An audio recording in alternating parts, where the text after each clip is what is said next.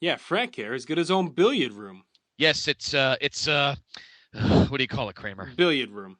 No, not billiard, not the billiards. It was billiards room. Come on already. Come on, we call it the place to be. The place to be. Yes, the place to be. Then I shall be there. Now, it's time. Live and in living color. The Grandy Man can. Time to play the game. Well, you always left me satisfied and smiling, so. That's what she said. Why do I want this? I want to make bank, bro. I want to get ass. I want to drive a Range Rover. Place to be Nation, Scott Criscola and Justin Rosero. This is the Place to Be podcast. Very nice, Mr. Crisbola. Oh, I'm sorry, Dennis. Isn't that what I just said? What is wrong with you? Is it the Pelicans? I didn't know it was the Pelicans. Oh, I know nothing about the word Pelicans. Yes. I work during the fucking day, okay? Well, then what's the point of... Scott Russo. What would be the point of that? What's the point of giving her the Rockers theme? I don't know! You know what? I'm from now on just going to read. And if you want to comment, be my guest. Just read things that are up to date. How about that? Just shut up. I'm done. I'm not talking about it. I don't know the fuck the Department of Health is. To do worse than Josh Richard. And just let her cry. If the tears fall down like rain, let her sing. If it eases all her pain, let her go. Let her walk right out on me. And if the sun comes up tomorrow, let her be. Place to Be Nation, welcome back to another great episode of the one and only Place to Be podcast. I am your co-host, Justin Rosero, and we have another great night planned for you here. And to do that, I need to bring in the man who's got more fake girlfriends than his idol, Manti Te'o. That is, of course, Scott Criscola. Scott, how you doing? I'm good, JR. Hopefully better than him or the Notre Dame Athletic Department. What a quick fall, huh? What a wonderful season. And in the last 2 weeks, from them getting mollywomped by Alabama to the rumors that Brian Kelly wanted to go to the Eagles. Thank God another schmuck took that job. Good luck with that, Chip Kelly. And to this, which I can't even wrap my head around. I tried to read the story today from the Twitter link you sent me. I don't even know what it's about. I mean, who made up what? There's some guy that tweeted two different women, and this is all coming from someone with experience in this, right? From you? Okay. Well, yeah, but I don't use Polynesian women. I use American. It's easy to, you make up fake names. I mean, but for the most part, at least I let it go for a quite long time and cover my tracks. Anyway, welcome everyone to episode 191 of the Place to Be podcast. Yep. The weather sucks out here in the Northeast, which makes sense considering who our guest is tonight. Always. Because he always comes on when there's some type of tsunami or something, some other nor'easter. But he's always he's the best when he comes on. So why don't we bring him in, JR, and go back to the era of attitude. The one and only, the voice of Ring of Honor, Double K, Kevin Kelly. Welcome back. I'm as sure for the weatherman as making a run on the store for bread and eggs and milk. When you know I'm going to be on PTB, you know that bad weather's coming. So I'm kind of afraid when we get into the summer and you're appearing on these shows, what the hell we're going to get. I mean, snow's one thing, but it's going to get ugly. So it'll be anything. But listen, real quick, Scott, on the whole Manti Te'o thing, it's okay if you have fake girlfriends. Really, seriously, I don't judge you. Nobody's going to judge you. It's all right. Come clean. How many fake girlfriends have you had? 14. Wow, that's pretty good. Yeah, but they vary in nationality and, The first one started back in 1927. It was during the vote for Herbert Hoover. He faked the ballot. Exactly, and there was a rumor, and Amelia Earhart was. I started tweeting her in 1930 after she disappeared. She really didn't disappear; she was in my house. So I'm gonna start one of those Tumblr accounts or something. Scott's old tweets. It'll be from tweets from the 20s from you. Had a great lunch with A. Carnegie. Yes. Still he's poor. a real hashtags. He's a real crackerjack. Yeah. He didn't like that Hackenschmidt Gotch match. That son of a bitch. I gave it a 6, and he gave it a 2. All right. Hashtag steak tartare. So. All right, Kevin is with us as always to go through some old school WWF. We are halfway through 1998 with our Vintage Vaults. We just finished Fully Loaded earlier this week. So, Kev, we got a list of questions. We know we're limited on time tonight, so we're going to kind of go lightning round with you. That cool? All right, let's do it. All right. Okay. So we're going to start early in 98. Of course, we left off after Montreal. We wrapped up 97 last time you were with us. So let's kick things off with the big dogs. Shawn Michaels was set to feud with Owen Hart. It looked like Owen coming back at DX pay-per-view, and they had a little feud, had a match to close the year out. Why did Michaels in that feud with Owen not really continue, and they transitioned him over to Triple H? It was all having to do with Shawn. Everything at that point was Shawn. He was very, very difficult to work with, and that's why that feud got scuttled. So nothing to do with getting Hunter over. It was more because he just didn't want to work with Owen. More, he didn't want to work with Owen. Well, he wanted to work with Triple H instead of Owen. Put it that way. But anything that was laid before him, yeah, I'll do this. No, I don't want to do that. Okay. It was a symptom of the times. Makes sense. Now, one super quick follow-up. What's funny is he got the better deal out of this. You know, he escaped unscathed from Montreal. He got what he wanted. Brett's gone. What could possibly, unless it's the meds, what could possibly keep him still pissed off? He got what he wanted. He's the big dog now. He's the head in charge, and he's still angry? I never understood that. Let's go back to even before that, the whole incident at Madison Square Garden with the Click. He was unscathed from that. Yeah. And he was, nothing ever touched him. The only one that got the heat for that was Triple H. Yep. Cost him the King of the Ring. It's amazing. Shawn had this remarkable ability to be able to wriggle off the hook with Vince. Vince would say, "You've done this, this, and this," and Shawn would come back and yell and scream. And by the end of it, like, Vince was almost apologetic to Shawn. They had this. I never saw any of these meetings, but everybody who was ever there for them always described him. Vince had a different relationship with Shawn than anybody else. So everything, when you could say, why did this happen? Why did that happen? A lot of it had to do with Vince's ability to manipulate Vince McMahon like no one else.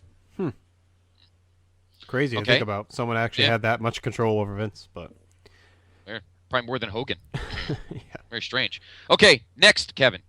What were your thoughts on the weird and unusual gimmick change for Goldust?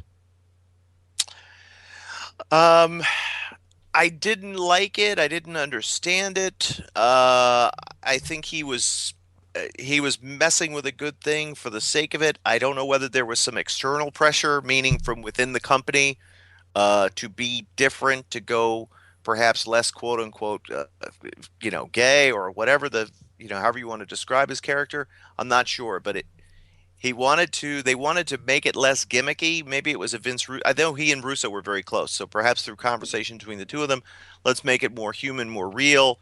And that's why they started to change with the formula. They never quite got it back. What did you think when he started doing the I mean, the stuff with, Dusty is pretty well documented. He came out as Dusty Dust that one week, and just a lot of weird stuff with him going on at that point.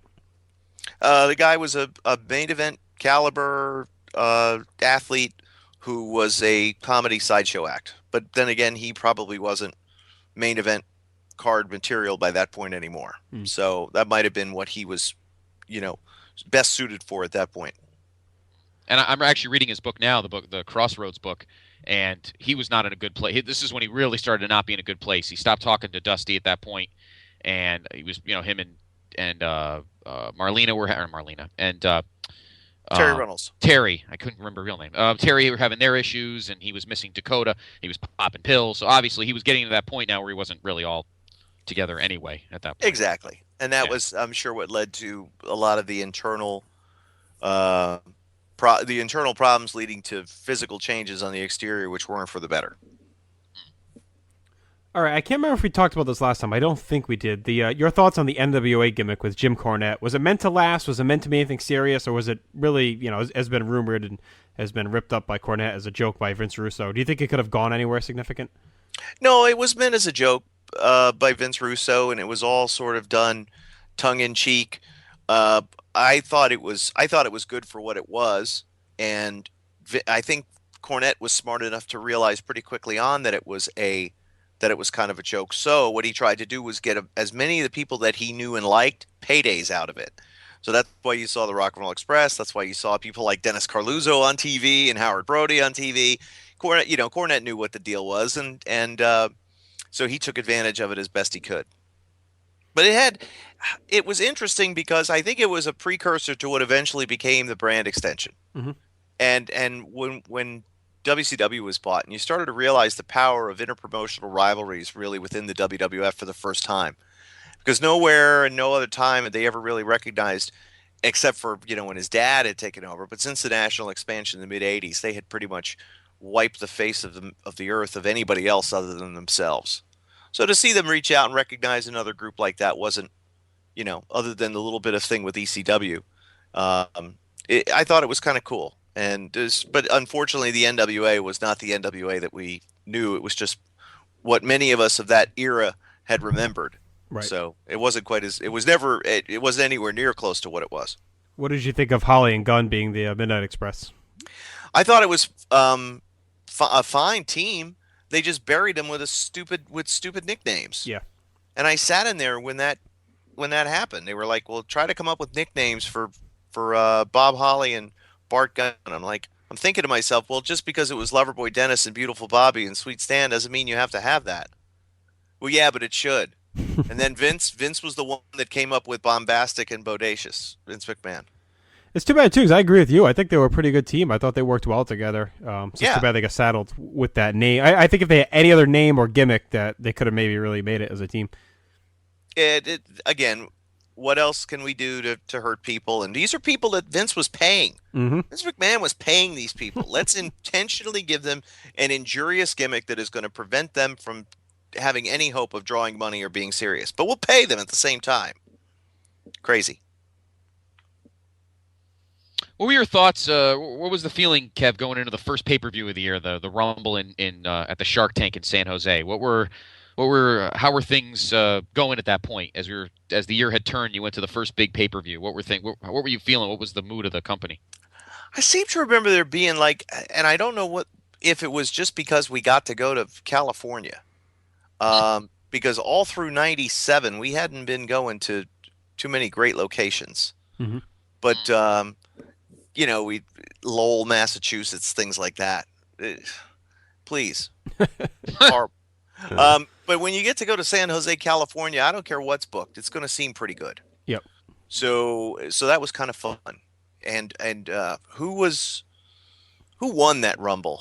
Well, that was Austin. That was the one where it was like obvious, but no one cared because everyone wanted to see him win. I mean, that was when he started dumping guys out and was looking at his watch. No, it was the year before. When he cheated at the end. This is the one where he came in. They had like the bounty on him, kind of, and he came in from behind and cleared everyone out. And all right, I think everyone wanted Austin to win, no matter how obvious it was that he was going to win. Yeah. Also, a good push for The Rock on that one. That's where he came in the beginning and was one of the last two.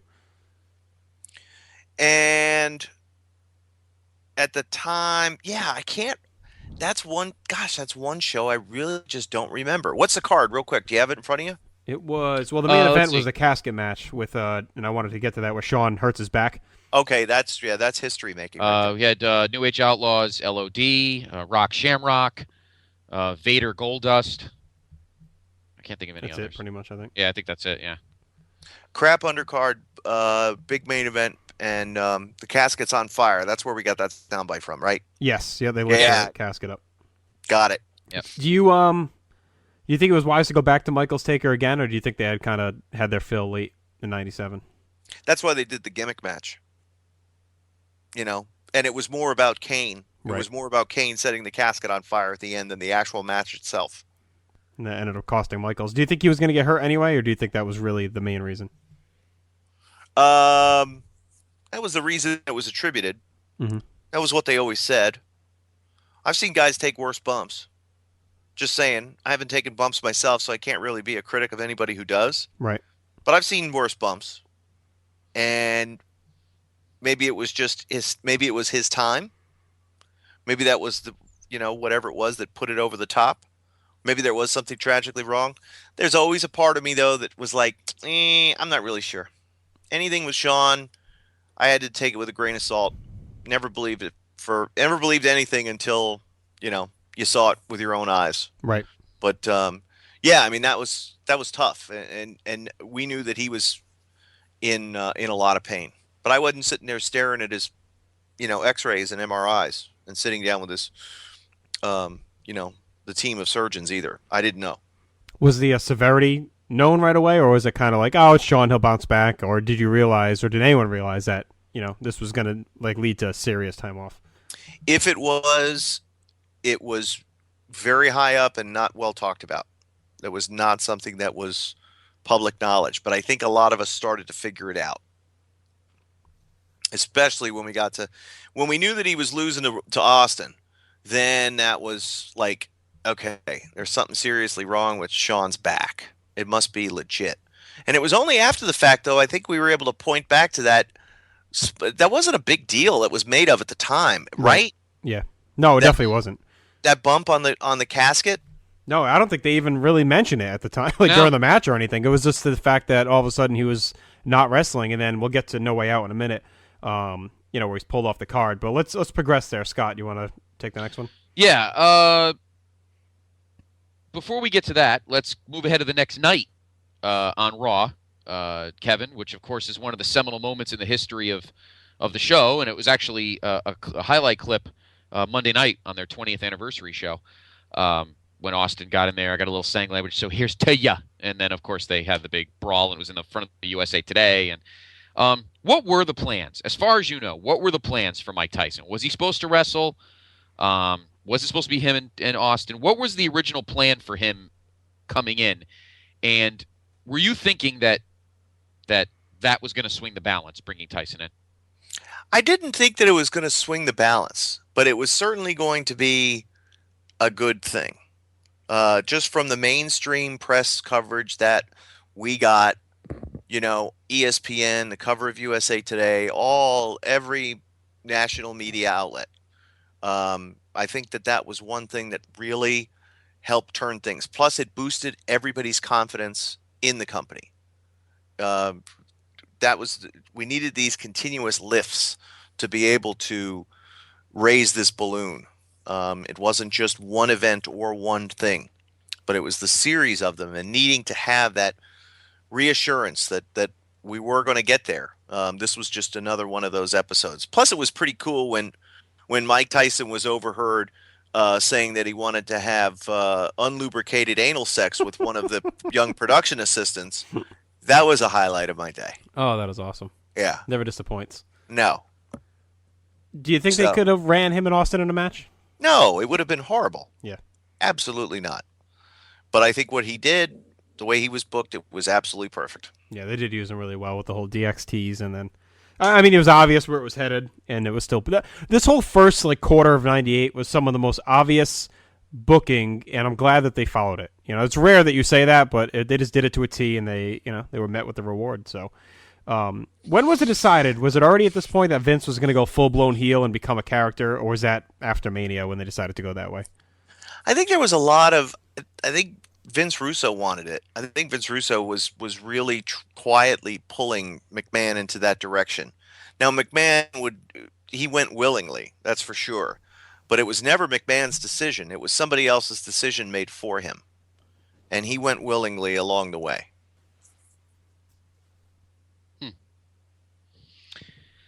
Now we head to Houston, and No Way Out, and at that point, obviously it had come out that according to Shawn on his DVDs, that one day it went from not hurting that much to not being able to get out of bed. What was the chatter going into that pay-per-view about Shawn and his status? The status, the idea of how do we spin this? Do we tell everybody ahead of time? Because I think it was the week of, a few days before. What do we do? How do we say it? Do we say it? Is it bait and switch? Is it not bait and switch? What do we say? How do we say it? And it was just, I don't even remember what was settled or when it was decided or who made the decision. But I know that there was a lot of talk about how do we not hurt our pay-per-view audience and at the same time get as many people as we can to buy this pay-per-view thinking that Shawn Michaels is going to be on the card, even though we all knew he was not. And yeah, I'm sure it worked out buy-wise, but I remember being pretty pissed off as a fan ordering it because, it's one thing to announce on the free-for-all Shawn's out, and then they kind of teased a mystery guest or mystery replacement, and they pay off with Savio Vega at the match, and it's like, if you're gonna tease it, you're gonna deliver better than that. Now, if they just came out right from the beginning and said Savio's replacing him, that's one thing, and I get why they didn't business-wise and at a time when they needed all the money they could get, but. I definitely remember being really upset about it at the time. Like, I mean, no slack on Savio Vega, but come on, that's a pretty big drop off. Write your congressman, kid. Nobody cares about you or your pain. Tell your therapist. You're such a jerk. Just for that, I'm going to write out a whole fantasy booking with the Warlord in the fall of 1990 and send it to you. Yeah. Oh, I can't wait. I'm looking forward to that one. Yeah, and listen, I felt bad for all the fans. But what do you do in a situation like that? I don't think anybody's been ever able to say, I definitively know the correct answer. Here's what you do. No, definitely not. Yeah, it's tough. Yeah, so, poor Savio, felt bad for him.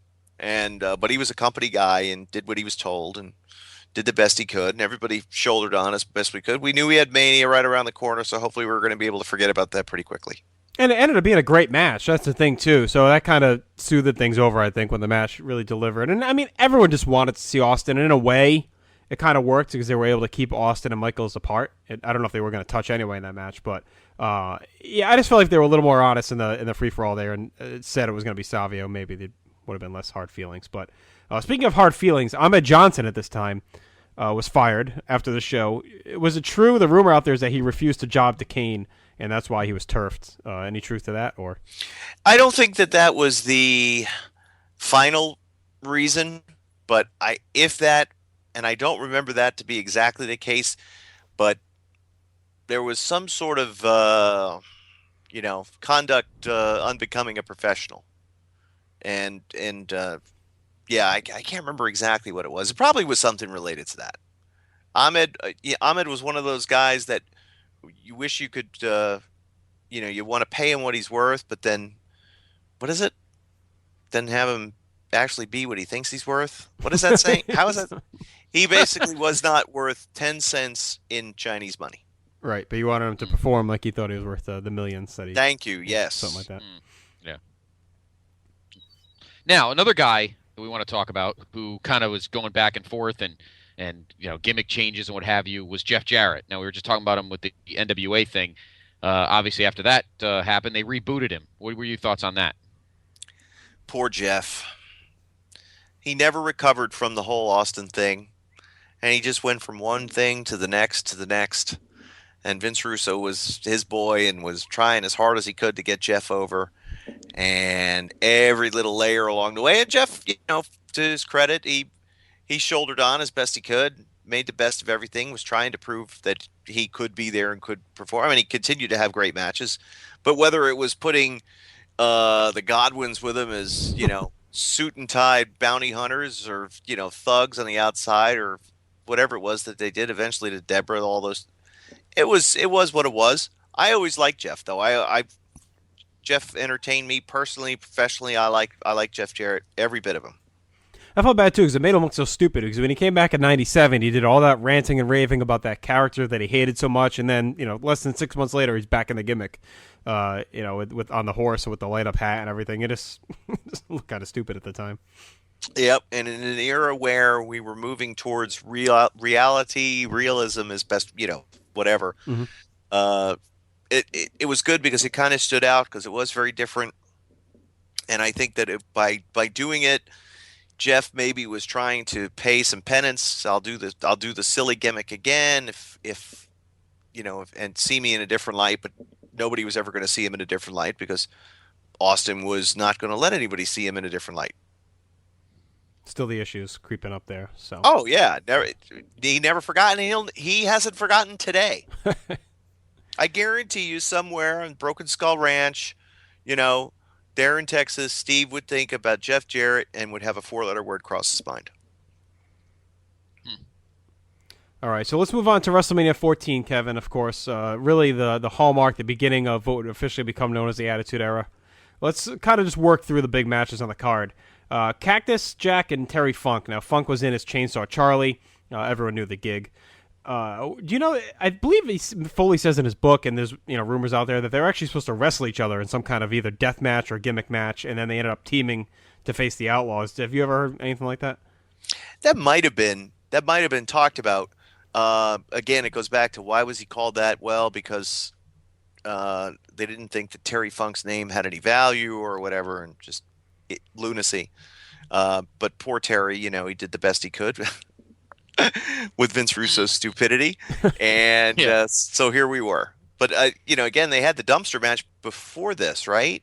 Or was it afterward? This is the dumpster match. Before this was that whole. They shot the angle where they threw him in the dumpster and then shoved him off the stage. Yes. That was that pretty Raw. cool. That was Yeah. really cool. Yeah, it was fun. Anytime that, and I think they really loved working with Terry and Mick. What are your thoughts on? You know what, Scott? like- I put that there. Let's save that one for the end of me. Yeah, I was Okay. confused. Yeah, I thought about that too after I was in the middle of writing it. All right, next, Kane and Undertaker. Obviously, the build growing and growing. Taker wins, but it took 3 tombstones. Was that it for Kane after this? Was that supposed to be just this quick little run? Taker beats him and then Kane leaves? Is that originally what the plan was? No, I think they really thought that the Kane character had legs and had a lot of depth and a lot of places that it could go. The idea of him of Taker beating him would then lead to more. Again, the over the years, the facts have faded in the background. But where did we find out? Where did we start to learn more about the saga? Where did the saga turn? I think it was. I want to say it was right after this with the whole thing where they reveal or where they dug up the parents' caskets and they threw Undertaker in the casket and then That was my idea, actually. was it? Yeah, I like that. I take credit for 2 creative ideas while I was there. Well, 3. One was suggesting to Vince Russo the first Vince McMahon Stone Cold Steve Austin match, which we did in Philly, right? Yes, we're gonna get to that. Yep. Then the other idea that I had was Kane and Taker and digging up the parents and bringing the caskets to the show. And then the third one was Triple H and Stephanie getting married. Wow, you had some pretty big ones. That was pretty good, right? So Yes. you're to blame for Triple H now going to be the owner of the WWE. Yeah, so Yes. you're giving him crap, and you pretty much gave him the keys to the castle. So there you go. And you're happy. You love it. Right. Yeah, thank you. See, so you could give me grief, but I'm gonna love you I'm gonna love you as who you All are right, for the rest slow of your down. life. Oh, it's so awkward. You're Ugh. like Manti Te'o. Oh, Ugh. isn't he awful? It still works. Creepy. Hey, let me ask you guys a question though. Yeah. What else did I do? Oh, and I also came up with the idea for the Kiss My Ass match at SummerSlam '99. At least the stipulation. No, I came up with the idea for the match. Vince Russo was yelling at me about something, and he's like, "All right, you're a big Mr. Creative guy. Why don't you come up with an idea for a match between Rock and Billy Gunn?" I'm like, "Oh, that's easy. Why don't we just have a Kiss My Ass match? The loser has to kiss the winner's ass." And he was like, a good idea, and he couldn't say no. He couldn't say, "I hate you, get out of my face." He's like, "Oh, that's pretty good." Then they wind up doing it, of course. And they used the large woman, as Jim Ross would say. That was, and I'm sure we'll tell this story sometime later on in the year, but they plucked her out of the crowd. Really? Yeah, they found her outside and said, "Hey, fan, would you like to be on the show? And have your ass kissed by Billy Gunn. Here, put this on." And here, yeah, no, it's not because you're fat. No. No. Here, hey, look, shiny lights. One of Scott's fake girlfriends. Oh, see? So I'm I, ignoring it. oh god, I thought the casket thing was good though. I really, I'm not just saying that because you came up with it. I thought that was a cool visual when Taker was chokeslammed into the casket and all the dust flies up and everything, and that added a little more heat to that feud. Fans hated it at the time. I Fans are remember. stupid. I know. Well, listen, you complained about Shawn not showing up in February. Give me a break. Well, that's a big difference going from Shawn Michaels to Savio Vega versus Undertaker getting chokeslammed in his dead parent's casket. I mean, come on. All right. Yeah, there was money involved with the Savio thing. That's Yeah. why. Well, That's why I he's didn't. upset. I didn't pay for it, but we gave it away on Raw for free. The caskets, right? So yeah. yeah, it was all worth it. All right. The main event, I thought was a great match, and I think most people did, even with Shawn at like 75%. He seemed to start off the first 5 or 6 minutes pretty good. And then there's one bump where Austin throws him in the corner and he takes Shawn's usual flip, and he didn't flip. I mean, his back went square into the turnbuckle, and pretty much the last like 14 minutes, he's pretty much walking pretty gingerly. Was he as hurt as he looked in that match? I don't know. Like I said, I never saw one X-ray, and I'm not I'm not a doctor. Mhm. I can't say whether or not somebody's back is hurt. But there were people that just didn't believe Shawn for anything. The Undertaker was sitting at the gorilla position, and I think I've told this story here before. The Undertaker was sitting at the gorilla position just in case. Mm-hmm. Just in case there was some nonsense. Mm-hmm. You don't do that if, and they made like special array. They kind of squired Shawn away into his own dressing room, which was unheard of at the time. Nobody got their own dressing room. Shawn Michaels did that day. And I don't know. Sure did look like it was hurt though. And I think that it would I'm probably 80% sure that it was hurt. Maybe 90% sure that it was hurt. And maybe there's just like 10% of doubt. But that's Shawn's own fault. Shawn made us all not believe in him. Right. And made us distrust, lacking trust of him. So shame on him for putting us in that position to doubt whether or not he was legitimately hurt. And that would be it for a while. I mean, he comes back later in the year. We'll get to next time we have you on. But as far as in-ring now, he's done for nearly 4.5 years, which is amazing when you think about it. So that show, do you think – I know your answer is going to be – I'm going to ask it anyway. If Austin had fought Tyson, defeated him with all the mainstream coverage it would have brought and everything else, even more possibly than they had, and then won the title the next month, do you think his legacy and everything would have been even bigger, the same, or worse? I think it probably would have been the same. I think it would have. It just wouldn't have been. It wouldn't have been as good. Shawn needed to be defeated at WrestleMania, Mm-hmm.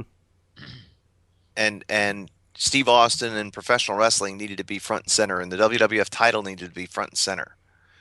A gimmick match with Mike Tyson at WrestleMania. I just don't think it would have meant. It would have been steps backward for the company. Because at the time, it was a competitive war with what were we trying to do, and WCW found that out when they started bringing in Dennis Rodman a few years later. Right. Well, it's funny because, at the time, it seemed like it would have been such a huge deal, and the rumor was that maybe Shawn would face Owen and Austin Tyson. But I guess you're right. I mean, I think you had to make the title. Maybe any other year, you would have said Austin Tyson would have been the bigger draw, except for this one particular point in time where Austin needed to finally win that world title from Shawn Michaels. But I never had a problem with how Tyson was booked. Right. Oh, no. He was booked perfectly. I have no argument there. I'm just wondering if they would have had that match if. But think about this. We had all those press conferences and everything, and all the press and the media that was done for this event. Mm-hmm. And if you remember the sound bites from Mike Tyson, he sounded like either he was half in the bag or completely illiterate. Right. He had no idea who he was talking about or what he was talking about or anything. Can you imagine that would have been your main event for WrestleMania? No. Well, yeah, probably not. He had to throw one punch, take his shirt off, and do the DX chop. Thank God. He had to count 3. And he still botched the 3 count. Well, it was a little quick. Yes. So, but anyway, could you imagine if he would have had to do a whole match? Forget about it. It was great, though. It definitely swung the tide. So, didn't we have a Pete Rose? We had a Pete Rose sighting at this WrestleMania. Yes, this was the first one with Kane and Taker. Yes, this was the great one where hits the Bill Buckner line and all that stuff. Yeah, that was awesome. That was City awesome. of Losers. Losers. Yeah. How about it? How about it? How about Pete Rose's new reality show? Have you seen that? What a train wreck. I've heard it's really awful. I have not seen it. I didn't even know he had one. It's hits and misses or something like that where he's engaged to some stripper-looking broad who's got a kid, and oh my gosh. What a mess. It's horrible. Poor gosh. Pete. I wonder if they'll let him into the Hall of Fame this summer because he'll be sitting there doing his autographs at the store down the street, and there's just nobody there. Yeah, it'll be the only one. Pete, we got some chairs. Want to saunter up here? Who knows? I think they're going to. I think they should just not let anybody in. We're going to go this route. Fine. The whole steroid era, nobody gets in. Screw you. And I think it'd be even better is if they finally relent and everyone realizes, all right, these guys belong in anyway. They vote them in, And then Bonds and Clemens say, "No, F you, I'm not going in," and they reject the enshrinement. That would be the other thing. Yes, that would be even better. Say, screw you. But baseball's a mess. Everything's a mess nowadays. Why can't we have anything nice? You're right. You got Ray Lewis. How about that? That's a good story. I like that one. Yeah, I'm hoping they win this weekend. I think most people do. I think most people, people south of Connecticut, hope they do. Does WrestleMania 14 stand the test of time, Kevin, as the seminal show that turned the tide?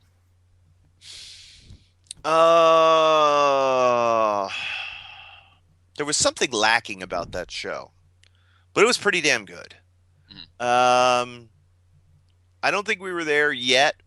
I think we got there later in the year. We were starting to turn the tide later on in the summer. Mm-hmm. But that was pretty good. That damn main event, for what Shawn allegedly was battling through and what we all believed he was at the time, that was pretty damn gutsy. So, that was good. And the Austin era had begun, and everything was JR had the perfect call. So, I think it was exactly right, and I think that match certainly holds up over time. Mm-hmm. I think Kane and Undertaker, you look back and you go, I don't know. But entrances were cool. I think I helped book some of the Druids. I think I had a hand in that. I was usually involved with the Druids. Big fan of the Druids. Just, hey, we need Druids. Go find them. Go find Druids. Okay. Well, your friend John Walters was a Druid at WrestleMania 20. See? Exactly. We've had quite one day we'd have to put a list together of everybody that's been a Druid, a security guy, a something. I saw Robbie E. from Impact make a little cameo the other night on the 20th of Raw as a security guy getting beat up by Edge, I think, with doing Ric Flair impressions. Oh, that's right. That was a great segment. The when he was mocking the drunk driving or whatever. Or the road right, rage. out in the street. That's right. Yeah. Also the gangster. Remember, CM Punk was one of the gangsters at WrestleMania 22 when he came out with John Cena and it was John Cena that did the whole gangster thing with and everything. Yep. All right. How about that? Yep. All right. Night after Mania, of course, always a big deal. This is to me where it really started to become a huge deal. Was after this one, and of course we have the return of X-Pac, the rebirth of DX. Triple H usurps control. X-Pac comes in, cuts that awesome promo, ripping Hulk Hogan, Eric Bischoff, and everyone else. Do you think the new DX was better than the original, and any other memories of that night? Not even any close, not a second of doubt. But it wasn't X-Pac that made them, it was the Outlaws. Without the Outlaws, DX was nothing. The Outlaws were bigger than DX. Shawn Michaels was bigger than the Outlaws. But Triple H? He was a flunky. He was a hanger-on. He was nothing. And then they got Freak China that nobody ever wanted to look at. But as soon as they put the Outlaws with him, it clicked. It all turned. Without the Outlaws, DX would have never been as big as they were. And that night was awesome. That's called heels getting heat, boys. That's what the business is all about. Mm-hmm. Handcuffing baby faces to a cage and beating the holy hell out of them. Over and over and over again. That's how you do it. And I agree with you on the Triple H thing. I'm not really just trying to prod Scott. We talked about this when we were doing one of our reviews, either Over the Edge or something. And I said, I really thought at this point, they positioned him as the leader. But I know you're saying the Outlaws made DX, but I always looked at X-Pac as almost a de facto leader during this time because he was the most vocal with things. And once he started getting in the ring, he was, I thought, the best in the ring of everyone. So it took a while for Triple H to really become looked at as more than just, the lackey. It did take a long time for him to become more than the lackey. But at this point, I thought X-Pac, he cut the one great promo, but then it was downhill from there. And then he just became stick out his tongue, do the DX chop, Bronco Buster. And that was pretty much what you got. He became the DX, the Nation of Domination parody of DX. You know what I mean? Yes.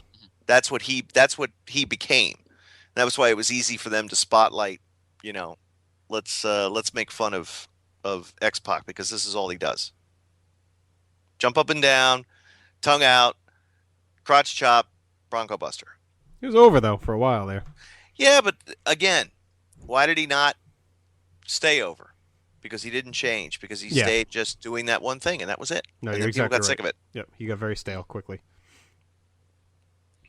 Speaking about another faction, Kevin, and this is actually going to break your heart, but when your boy Farouk got booted out of the nation by The Rock, and The Rock took over, what were your thoughts on that? Was it just the natural way of doing it? Was it a necessary move? Yeah, it was, and because I think the belief is that they were starting to try to line up people to wrestle Austin that had some credibility, and let's get him back to being Ron Simmons, the world champion, or maybe we could do something like that. And then it got derailed, changed, and he somehow wound up getting put with Bradshaw, which wound up being great because then they formed the Acolytes. But listen, Seminole Nation is resilient. We're proud, and we bounce back quite well. So I wasn't too worried about my man Ron. He's your boy. Absolutely. Yep. As he would say to me, fellow alumnus. He had a tough year in '98, but you're right. By the end with Bradshaw, which we'll get to, he definitely finally turned things around, I thought, and that's when he'd get himself into better shape as well and get going. So yeah, Rock takes over the nation and really takes another step forward as to being a star. Thoughts on the night now? The ratings war changed. Finally, WWF got the win, and that is the night that you speak of in Philly with Vince's first match with Austin. All the great stuff backstage with Patterson and Briscoe training him, and Shane arguing not to do it. And then the tease with Dude Love coming out, or Mick Foley making his return and coming out. Thoughts on that night as a whole? I was pretty heavily connected that night because I had thrown the idea. Russo and I went to lunch at the A&W Root Beer at the Connecticut, the mall, the Stanford Mall. And he was just like, he didn't know what to do, couldn't come up with an idea, just trying to jog his brain. I was like, all right, I'll throw something at you. What if Stone Cold comes out and says, Vince, you strutted down to the ring wearing that belt, and you won a corporate champion, blah, blah, blah, blah, blah. I think the person that you're thinking about is me. It's yourself, rather. I think you're thinking about yourself. You see yourself as as the champion. You want to be the WWF champion. You probably put the belt on and strut around in your underpants in front of Linda. Hey, Linda, look at me. I'm the WWF champion. Well, I'll tell you what, Vince. Now tonight's your lucky night. You think you're man enough? I'll give you an opportunity to become the corporate champion. You face me tonight one-on-one. We do this the easy way or the hard way. The easy way is you come out and you face me. The hard way is I go back there and I kick your ass. What's it going to be? And I just expected Vince Russo to look at me and go, I hate that idea. You're stupid and horrible. I hate you, and let's have root beer. And instead he was like, wow, it's really good. How am I going to sell Vince on this? And so we ate lunch and went back to the office, and he went upstairs and he waited for Beth Zaza, Vince's longtime assistant, to give him the all clear. And Vince saw him. He pitched it. And Vince said, okay. So he came back downstairs. He was like, he went for it. It's like, holy shit, that's pretty cool. So that was that. And, then they came up with all the fine tuning of how to draw it out, and eventually leading to Dude's turn, which I didn't know anything about. But, nonetheless, what are we going to do for a main event? Well, let's book Mr. McMahon versus Stone Cold Steve Austin for the WWF title. You're not going to get a bigger main event than that on TV. No, definitely not. And Scott, I just watched and reviewed that. It still holds up, that whole build. And I thought the highlight to me was the Patterson Briscoe teaching him the leg whip and everything else in the back, teach him how to counter the stunner. And to me, that was some of the best part of the night. I remember the A&W well. When we moved to Stanford, we went there. We were apartment hunting. It's up in that upper food court area, right? Right. Great mall. Horrible town. Yeah. Oh, awful. I hated living there. Stanford is one of the worst cities in America. I absolutely do not disagree with you. It is, and I have to work there every single day. That A&W is gone now. In fact, the mall's been totally redone, and there's a new food court and new restaurants, and the city still sucks, but the mall's 10 times better now. So the problem is they think they're New York City, and they're just not. Everyone acts like they're in New York City. That's the problem. Yeah, no, it's Bridgeport. Ugh. It's a couple of traffic lights, more than Bridgeport. Yeah. That's all it is. Pretty much. Terrible. Is they still have that Holiday Inn there in Stanford? It is now I think it's a Sheraton now. That was the Wrestler Hotel for all the stuff at the studio. Yep. And then there's the Beverage Barn across the street from from Titan Towers that everybody says. I think Fink used to say that everybody would go there to get their beer before they hit the road. The Beverage Barn right across the street. Did you ever go to the Bennigans down there near the mall, Kevin? Oh yeah, Always went there. They closed it though. Yeah. Yep. They closed that Bennigan's. all too. the Bennigans are gone. Yeah, it's too bad. I liked Bennigan's. Yes. The Monte Cristo. Delicious sandwich. Oh, the batter dip, deep fried club sandwich. Yep. I remember my Yummy. friend finished the Big Irish and won us a free dessert. I'm surprised he didn't die that night. That Oh was my one of- God. That was a nickname of one of Scott's fake girlfriends, by the way. Big Irish. Big Irish. Yep. That's right. Yep. Oh, She that was is a whole- awesome. Oh man, she was a whole lot of woman and potatoes. All right. Let's talk about another character, Kevin. Red hair and could throw a hell of a right hand. And let me- yeah, exactly. The middle name was Seamus, I think. She wasn't that pale. All right. Another character, Kevin, that started to come on the scene. Some awesome vignettes, and then really took off as a character. V Squared, the great Val Venus. Talk about him. Talk about the character. He was a guy that was found at the first little camp that we had at in Stanford, and Dr. Tom and Dory Funk Jr. had invited some guys who had, the office knew well and wanted to see what they could do and make a final determination on before we hire them. And so Sean Morley and Adam Copeland and Jay Riso and who else was not contracted at the time? Was Drott Hart. part of that? Yeah, but I think he was already signed. I don't know if he was part of that one. He might have been a later one. But then they had like Mark Merrow attend and Tiger Ali Singh, I think, and just to fill out the ranks. But anyway, those were the core main guys, and I think the Hardys were at the first one too. Yes, the Hardys were at the first one. But getting Edge, Christian, and Val Venus out of the first little camp that we had wound up paying dividends and was the birth of the talent development department. And that was great with some weekend shows, at least one set of shows Kowalski helped promote up in you guys' neck of the woods. But Yep. yeah, then they can't. I'm not sure where Russo came up with the character for it, but he did, and the vignettes and everything. And hello, ladies, and I mean that's just great branding, just tremendous branding. So, and I think Val did all right with that gimmick. Yeah, he did pretty well. It's funny because Scott and I had just talked about this. They tried to, start him as a heel, thinking maybe he'd be like Rick Rude or something. But at that time of the 90s, that was a guy that was going to get over as a face, banging everyone's wives and talking about, sexual innuendos and everything else. There was no way he was going to stay a heel for long. Well, that was the whole thing, was trying to come up with ways to, have him do these outrageous things that just were, but there was no limit to what you could say he did. Because it was just like anything he could have, he had sex with the Kaientai, Yamaguchi-san's wife. I mean, that was awesome. Yeah. Freaking awesome. Yeah, Val was a great character. My gosh. He had that ceiling, though. There was a ceiling, and I always said part of that ceiling was his name. Oh, definitely. That just like we're never going to hear WWE champion Dolph Ziggler, we didn't hear WWF champion Val Venus.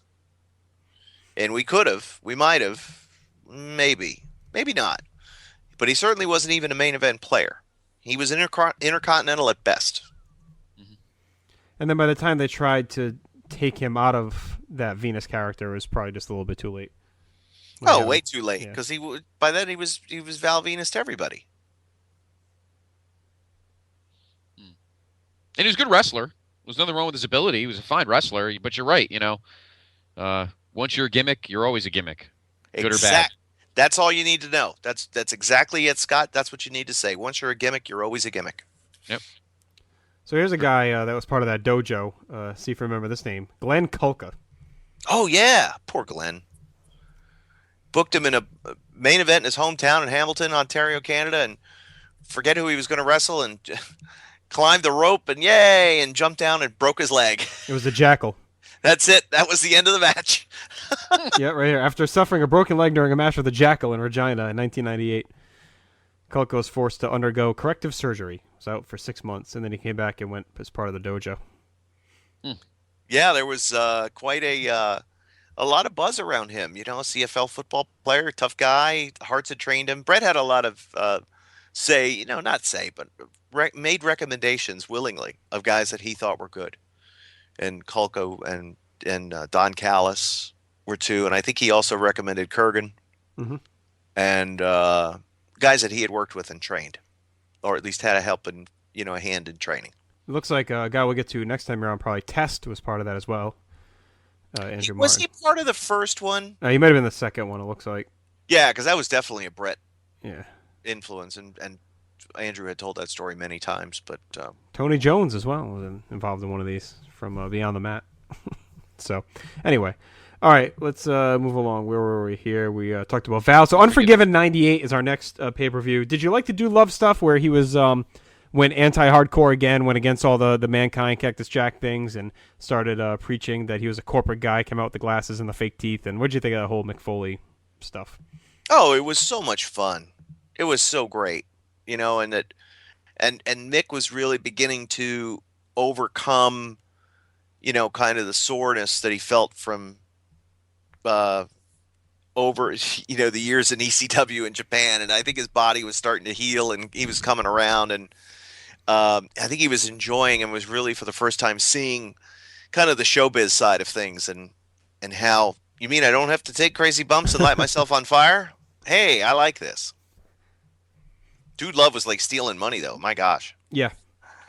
Especially the heel Dude Love. It was really well done with all the stuff with Vince. Him and Vince dancing up on the stage with the dudettes and everything, all the slutted up and yeah. I think Colette was a dudette, his wife. Yeah, she definitely was at one point. Yes, and as were the seamstresses, Terry and Julie. Terry, who became Draw's wife, and then she divorced Draw's, and now she's married to Shannon Moore. Interesting. Yeah. Now, another guy that came in that was actually quite popular and doing well in another promotion, that was Dan Severn, who was actually the NWA champion at the time. He obviously came in with Cornette. Do you think he was ever going to click? Do you think that was an opportunity wasted? Did they not do what they should have done with him? What were your thoughts on him?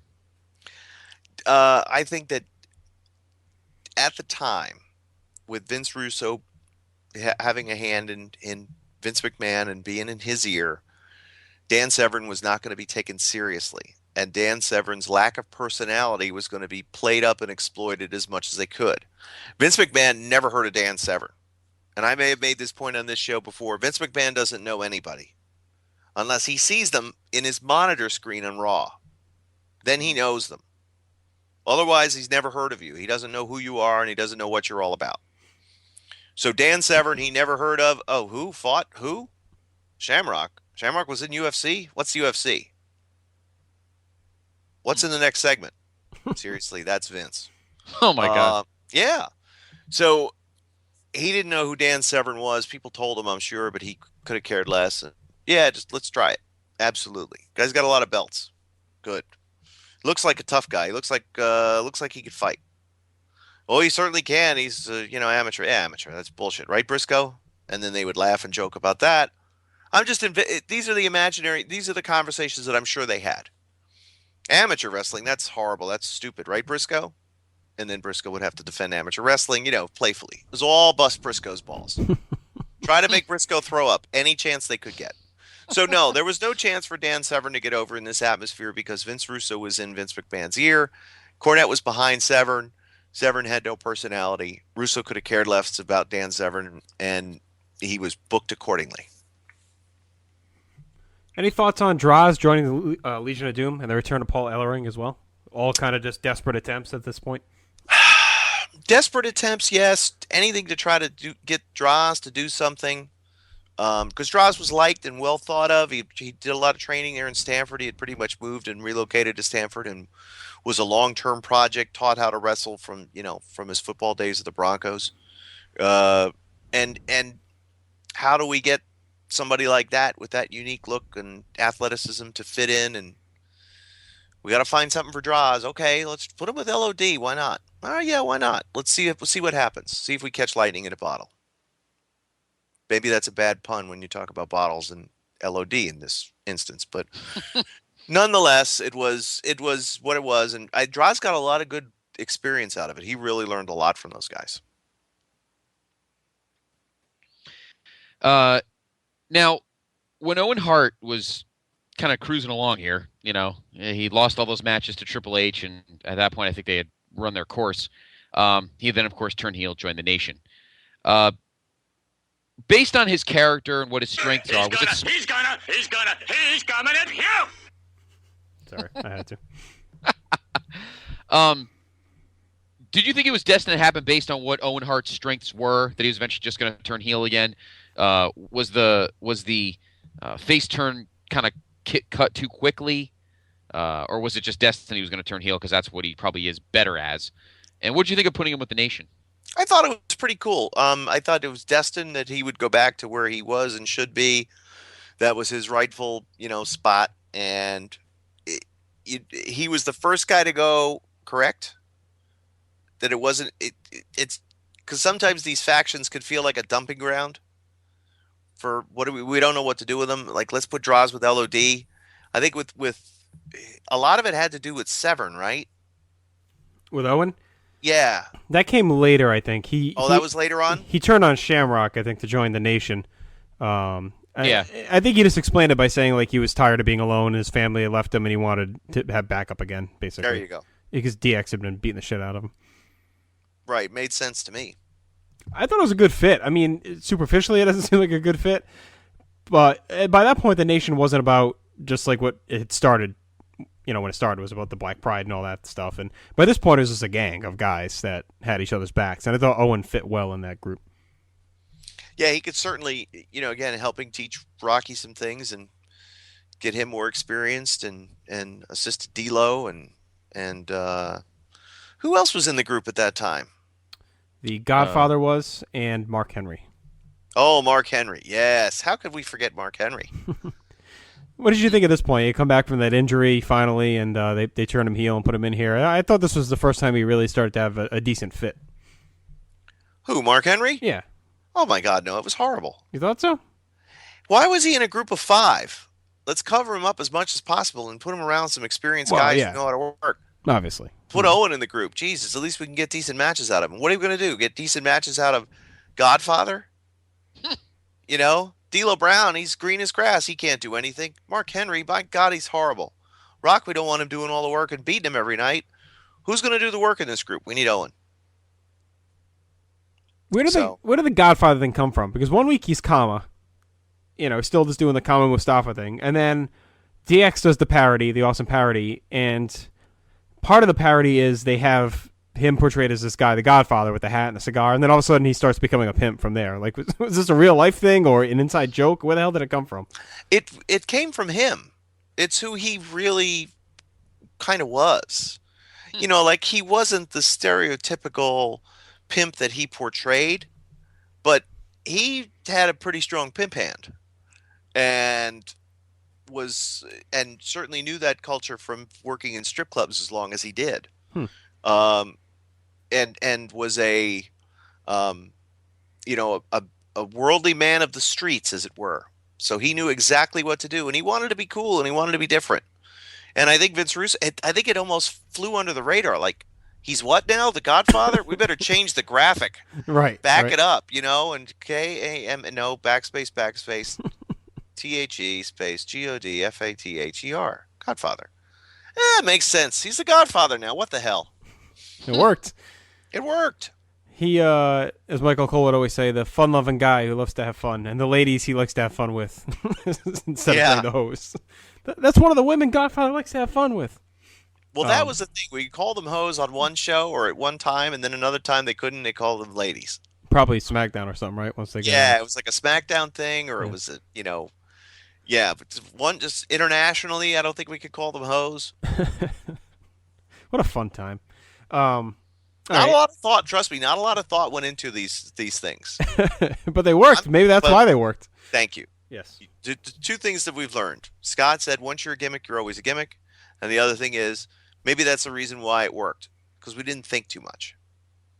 It's very simple. Just let it go. Be very simple. At its core, professional wrestling storytelling is very simple, and that's what this was. All right, so we move on to Milwaukee and Over the Edge. Well, actually, Scott, one thing we just skipped was the DX Nation stuff. I thought we had enveloped that into that. All right. Well, just the DX skit, the parody, and then all the invasion stuff with WCW. Just thoughts on that, Kev. Basically, DX turns face here. Pretty much badasses. Pretty much did whatever we wanted to do at that point. It was so much fun. It really was cool.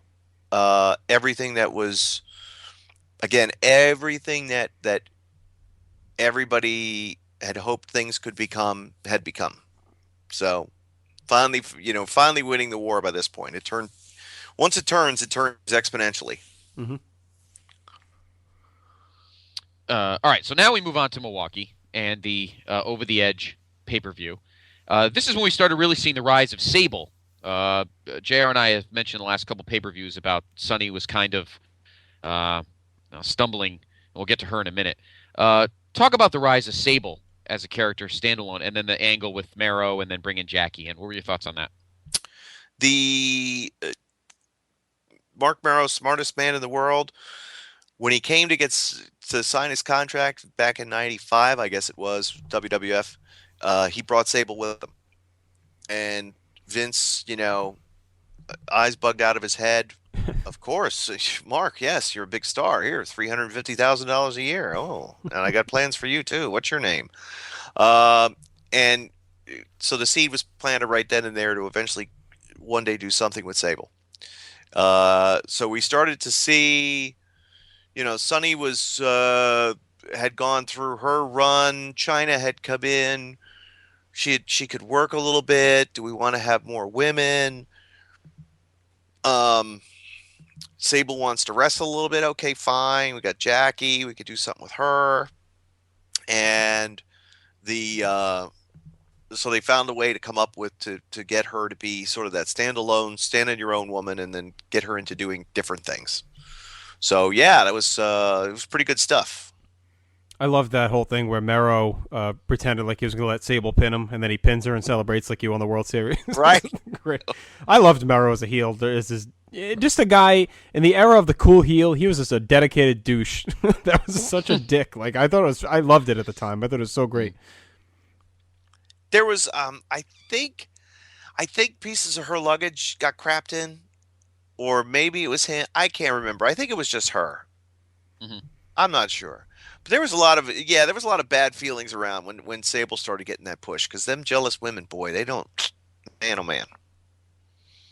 That cattiness in that women's locker room. They weren't divas at the time either. They were just women. Mm. And it was around this time, too, where Sunny faded. They had the thing with the LOD, and that didn't last. And she ends up just heading off to ECW. We talked a lot about her in the past, but any final thoughts on Sunny's run here? No, but I'm happy she's engaged with what's-his-face. She's engaged now? Oh, you didn't see that on the Facebook? No, I don't think I'm friends with her. Is it the guy she was stalking or whatever? Yes. Oh, my Lord. Yeah, that's all you need to know. Oh, God. Good for her. God bless. Yeah, hopefully she'll stop going to jail. Breaks my heart. I wonder if she'll move to Connecticut now. Oh, God, or if the guy got thrown out of Connecticut. All right, now the main event of that show, probably one of the first real great Attitude Era main events. Austin and Dude just went all over the place, and just chaos around ringside, and you had Taker there, and he's choke slamming guys. Just everything's all this crazy shit going on, and the place went bonkers. What are your thoughts on that main event? Because that really was the first true, bona fide, paint by numbers Attitude Era main event match that they would use as a template for the next 3.5 years. Was that the one where we put all the pieces in place? No, that was... Yep. Yeah. So Patterson was the ring announcer. Yep. Mm-hmm. Oh, yeah. Russo Briscoe was the timekeeper. Yes, Timekeeper, and Vince was the ref. Russo and I were writing those introductions in the afternoon. Those that are so Pat good. read. Oh, you did a great job, and Pat delivered them flawlessly bad. Yeah, so it was great. And just the idea, like the beating tom-tom of the heart. Oh, my God. But we were, seriously, guys, as we were writing them, and we're doing the Pat voice, not pronouncing S's. No, the letter H doesn't exist in the French-Canadian vocabulary. Tears pouring down our eyes as we are trying to get through to write these things, and all we kept hearing in our own voices, and we kept saying them, reading the lines back, was Pat saying them. It just flowed. It was so easy, but we awesome. kept stopping to cry, and then pick up and write some more, and then finish it. Here you go, Pat. This is what you do. And that's when all the plugging with the Briscoe Brothers Body Shop started. A lot of great. I mean, Patterson and Briscoe were just fantastic starting here, and They play their roles like just so well. I don't know. It's worth the drive. Definitely is. You even know who does the rear ends, as Jim Ross would say. Oh boy. Oh my God. So a great, phenomenal match, and the arena was just insane for that match. And when Undertaker chokeslams Patterson through the table, I didn't think Patterson could ever, get that much height on a move. And just a great, great match. Yep, absolutely. What town was that in? Milwaukee. That was in Milwaukee? Yeah. Yeah, that was good times. Yeah, to me that like WrestleMania starts the Attitude Era, but to me this was that was the first pay-per-view that really kicked off the Attitude Era. That was like the first wild pay-per-view and just great main event, I thought. That was a Pat Patterson cast of thousands, as we used to say. The Cecil DeMille production. Let's get ref bumps involved, and let's have, the one finish that they do 8,000 times and never do it well in TNA. That's a Pat Patterson finish, and that's what we saw there. In, his brilliance. Pat was he always laid out the main events. Great job. Yep. Main events and rumbles. That was his forte. Yep. Main events and rumbles. So going from the main events to the undercard, Kai and Tai comes in. Of course, men's Teo and his fake girlfriend. Funaki, Dick Togo, and then Taka was involved with them, turns heel. They do the pee-pee stuff with Val Venus. Did you like them as a group? I thought they added a nice touch to the undercard.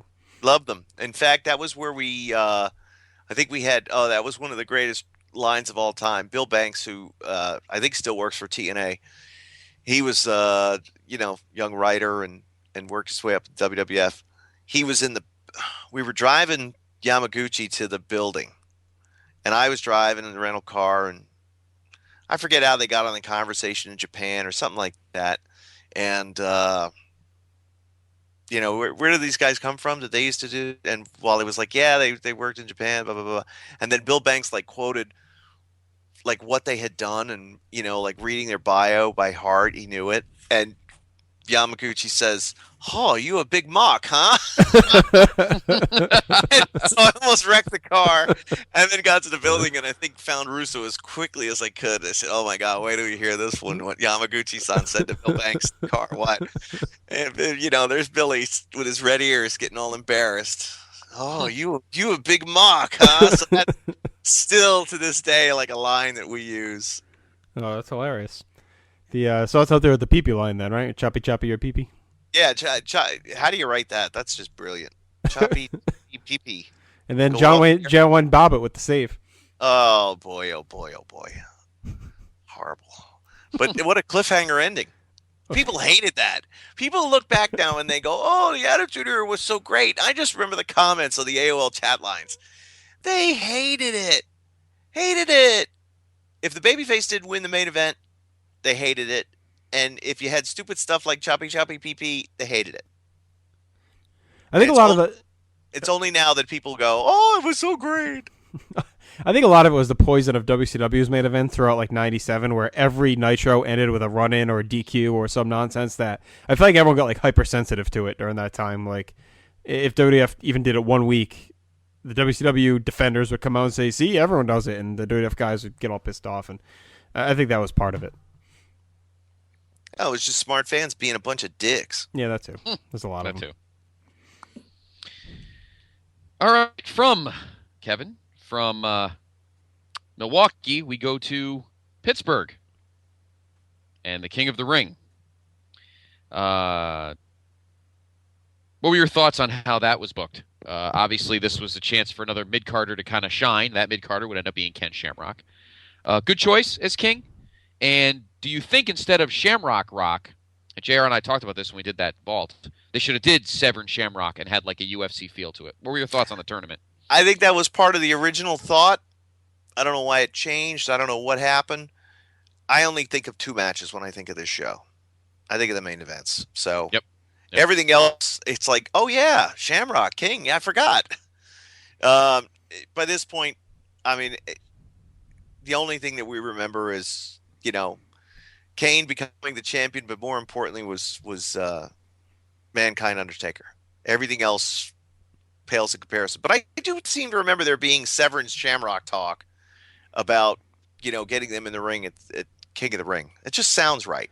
It seemed like the booking was heading that way. 'Cause I remember as a fan at the time, I assumed that was going to be the finals. Like, because they kept talking about how they were both tournament tested and all this stuff, and it seemed like it was headed that way. And I did like how they got rid of like the goofy King stuff with the crown and the scepter, and they made it more like a legit tournament. So it kind of made sense when Shamrock won. It was treated almost like a UFC type of tournament.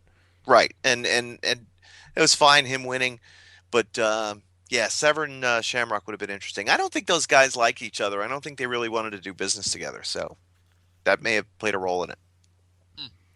All right, thoughts on the Hell in a Cell, Kevin? Does Mankind become the star he became without this match? Thoughts backstage what was going on, and an interesting take that I kind of had when we talked about it a couple weeks ago. The feeling that Taker doesn't really give a lot in the match, and it's really Foley taking everything. Was that by design, or was that something that was just kind of happened? Well, I mean, what are you asking? You're asking if Taker like sandbagged on things and didn't work hard? No. I know he worked hard, I'm sure, and put all, gave what. I guess my question is, it seems like Mankind takes all the huge bumps and Taker does nothing. So I was just wondering. I'm guessing that was the design of it, but that was completely the design of it. This seemed unfair. What do you mean it was unfair? It was his choice. Of course it was. I just felt bad He walked for him around. He and Terry walking around the whole damn day, and they're looking at the cell and they're talking, and Terry Funk comes walking back towards me at some point in the afternoon after he and Mick were talking, and I go, "What are you guys talking about, Terry?" And he goes, "Kevin, my God, if he hits this, if he does what he's going to do tonight, he'll be the greatest hardcore legend of all time." And I said, "Terry, what happens if he doesn't?" "Well," and he just patted my arm and walked away. So, and I was like, I just had to, I don't like that stuff. And so we watched it in the TV locker room, and Austin kept coming in and looking at it, and he would see something and he'd have to run away. He couldn't look at it, and then he'd come back and look at it again. Oh my God. And he'd have to run away. He couldn't look at it. It was horrible. But thank God he didn't die. And the precision of that toss off the cell to land precisely on that announce table the way he did, I don't know. I don't know how they pulled it off. Right, and as we know, that bump didn't kill him. It was when he went through the top of the cell. Yep. And the chair hit him square in the mouth. That's what KO'd him. That's what knocked his teeth out. That's what screwed him up. That's why when they did the over-the-top retirement match with him and Triple H, they gimmicked the cage in such a way that there were hydraulics on that. Right. So that it didn't all collapse. And Mick may have written about all this in his books because he's a book writing fool and a future Hall of Famer. Yes. No, I think his legacy was cemented this night. Terry Funk was exactly right. He'd become the greatest of all time by doing that. Nobody's been able to top what Mick did that night. Every spectacular bump off the top of a cage, off the top of anything, pales in comparison to what Mick Foley did that night. And part of it was because it was so unexpected. I mean, you never thought that was going to happen. No. Ever. Came out of just all of it. They're climb up to the top. They're fighting. And all of a sudden, there he goes. And to start the match with it, too, was crazy. Grabbed him and beeled him right off the top. Solve this for us, because in Beyond the Mat, I don't know if Mick was just playing it off to, not let on to his wife that he was as crazy as he is, or they make it seem like the cage wasn't supposed to break and he wasn't supposed to go to the mat. I think it was. Do you know, was that planned? The hope was that it was going to break not all at once, because it was only hung by zip ties.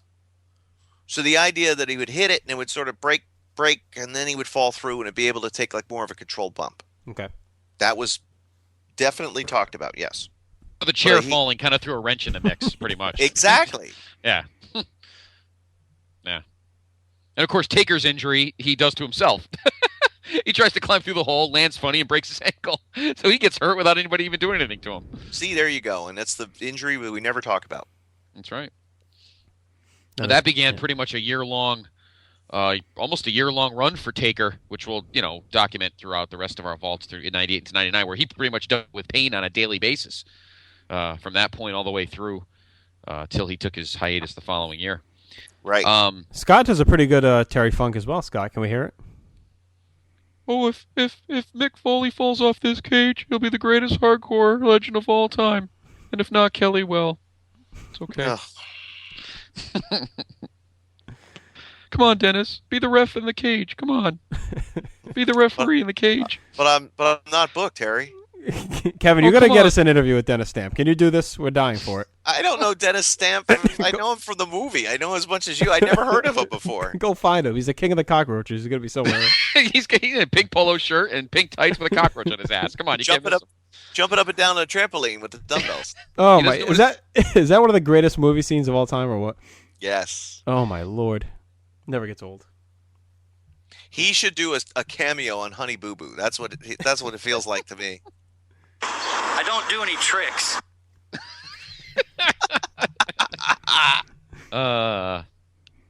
Get him in one of those ladders matches with Kevin Steen, and then he'll see what we'll see what 2013 wrestling like now.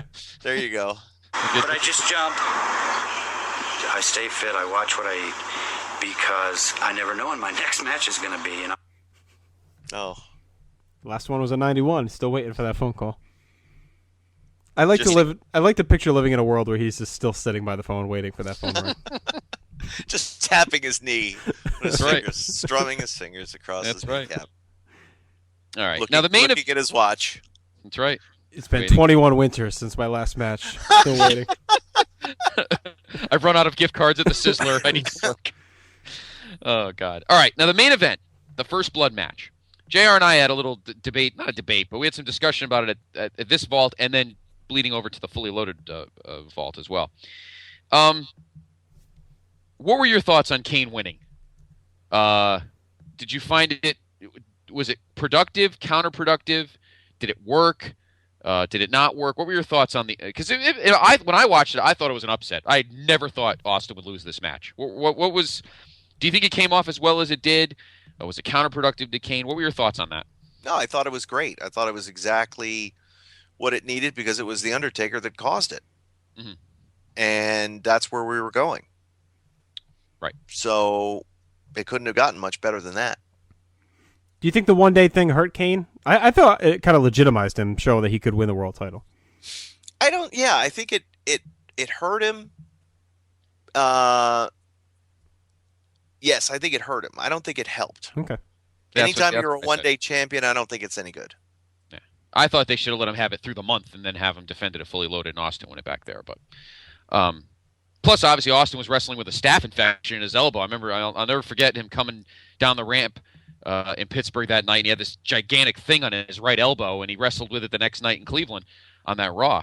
So I thought it was kind of interesting. But what did you think of the whole stipulation about him getting set on fire? I was talking to JR and I were saying the way things were at this moment, because usually when you hear a stipulation like that, you're like, oh, this means Kane's winning because that's not going to happen. But I don't know, the way you guys were thinking, Lord only knows.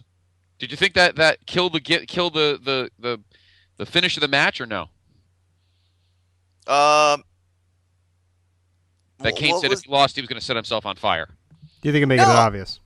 No, I thought it didn't make it obvious. Me too, because I thought it seemed like something they would do at that point. Yeah, we both thought that. Yeah, I agree with you. I totally agree with you. There was pretty much nothing that they wouldn't do. I like that Vince didn't leave it at he'll light himself on fire. I love that he threw in he'll breathe his last breath. Like we had to add that extra dimension to it. Yeah. He'll die too. And he'll stop living. And he'll donate his organs. That's the kind of guy he is. Since he's dead. It won't matter. He'll already has breathed his last breath. Criscolo. That's gotta be Kane. Criscolo, get your fake girlfriend over here. Surprised you guys didn't do that as a story. Well, you did. You eventually would have Moppy and some other things. So you almost had fake girlfriends with other, in other instances. But so you think that show overall, because that seemed like a big show too. That King of the Ring, a lot of stuff happened. There you go. The last line he said before ending his play-by-play career. So you think that show went off well then, considering all the risks that were taken, not just Foley thrown off the cage, but risks booking-wise and match-wise. Do you think that show went off well? Oh my gosh, yeah, it was tremendous. Okay. But I think what you couldn't book like that all the time. Right. Because there wouldn't be anybody left. True. Trying to think if there was anything bad on that. I can't remember anything that was like, eesh. No, it was No, all pretty. yeah. It was all pretty great stuff. Yeah, it was one of the most memorable shows for sure of that era. Pittsburgh got treated to the best, the most spectacular pay-per-view moment, I think, in WWF history. Do you think it gets overplayed? Do you think it's shown too much and it's lost its luster? No. Okay. Not for me because I was there. Now, Right. maybe the viewing public gets desensitized to it, but I know what Mick went through afterward. So no, it never does. I think he have kidney issues after that too. That second bump, it wasn't just he went through a lot on that bump. It wasn't even just the chair to the face. Didn't he have like kidney issues or something? See, I don't know. Yeah, he did. He had bruised kidneys, but I'm not sure if he got that through going through the table. I'm not sure. He had said that second bump was so bad and basically hurt everything that he got through the first one relatively unscathed, but who knows, but all I know is that, the next day at Raw and basically bringing him ice packs while he's laying on a gurney, a stretcher that they had. He was in a lot of pain.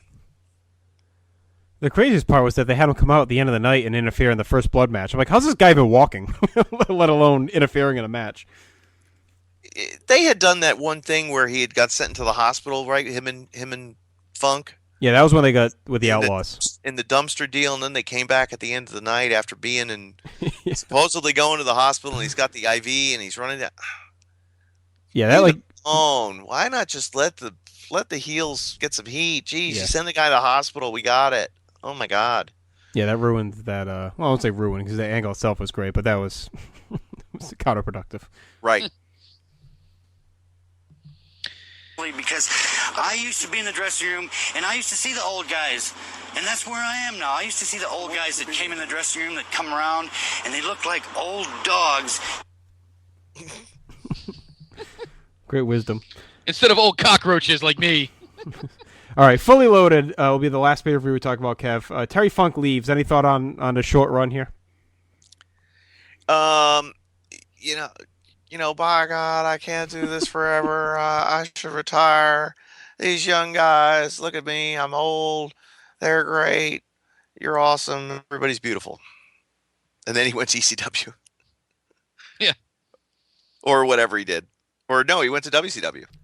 Yeah, he ended up going to WCW. He was there for a while, too. He ended up being there for a few years, I think. He fought with the chickens on his hands, I remember at one point. Yes, he did. One of my greatest things, was it Wrestle Crap or no? It was just somebody had called together a lot of great Meltzer comments on Nitro and Thunder recaps.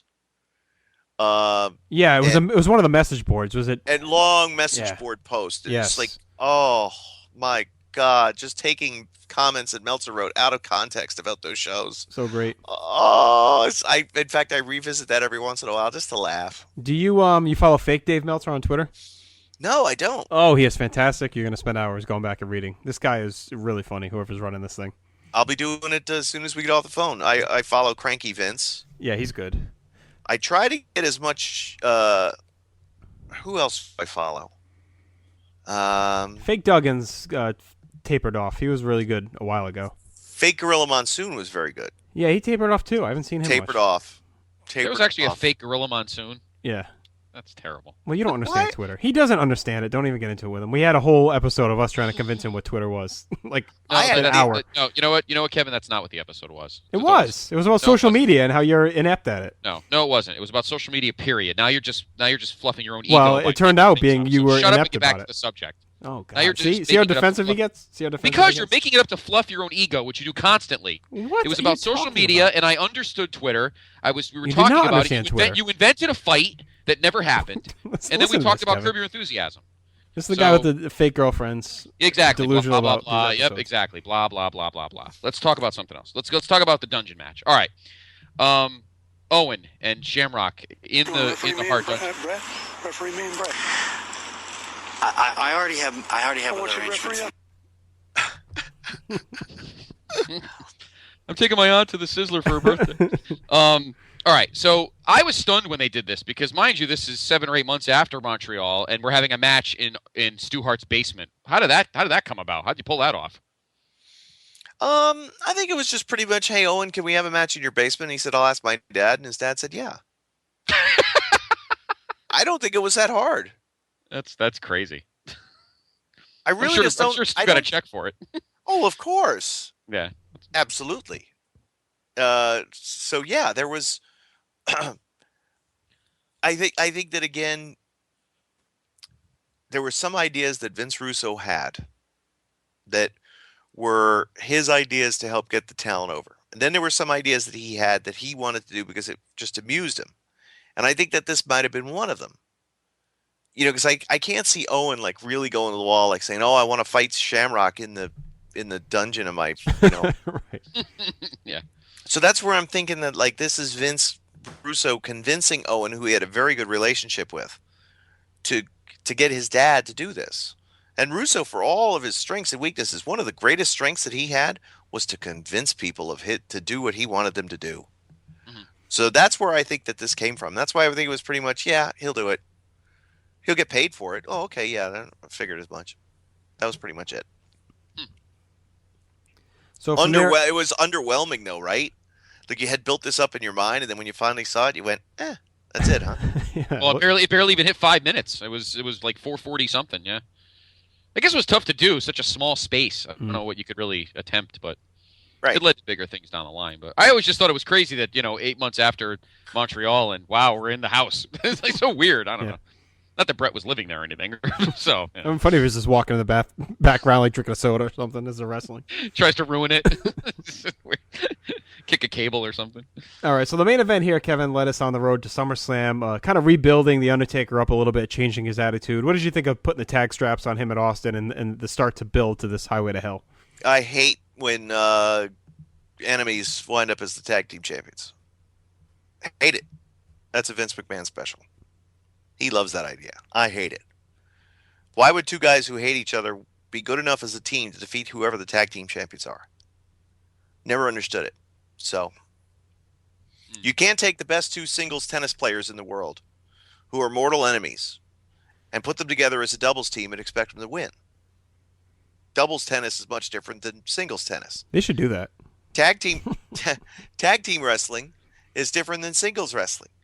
But you don't get an appreciation for it in the WWF, WWE. So, oh yeah, it makes sense they could be the tag team champions. They're the best two guys. No, they're not, dumbass. They're not the best team. So, anyway. Well, outside of that part, what did you think of that build to that match? I mean, it's clearly positioned as, SummerSlam was really built well that year. And obviously a lot of hype on these two. The being positioned as the top two guys in the promotion easily. Trying to find ways to get them to not touch and not want to beat each other up. Yep. So, that's fine. I just hate the idea of sticking two guys together and making them tag team champions when they were mortal enemies, and they're going to wind up fighting each other a month later. I didn't like the idea either. I had said to JR when we did this vault that what I think should have happened was Kane should have fought Austin in a rematch if Kane wanted to be positioned as champion, or if they were trying to position him as champion, have him hold the title for a month and let Austin face him at Fully Loaded.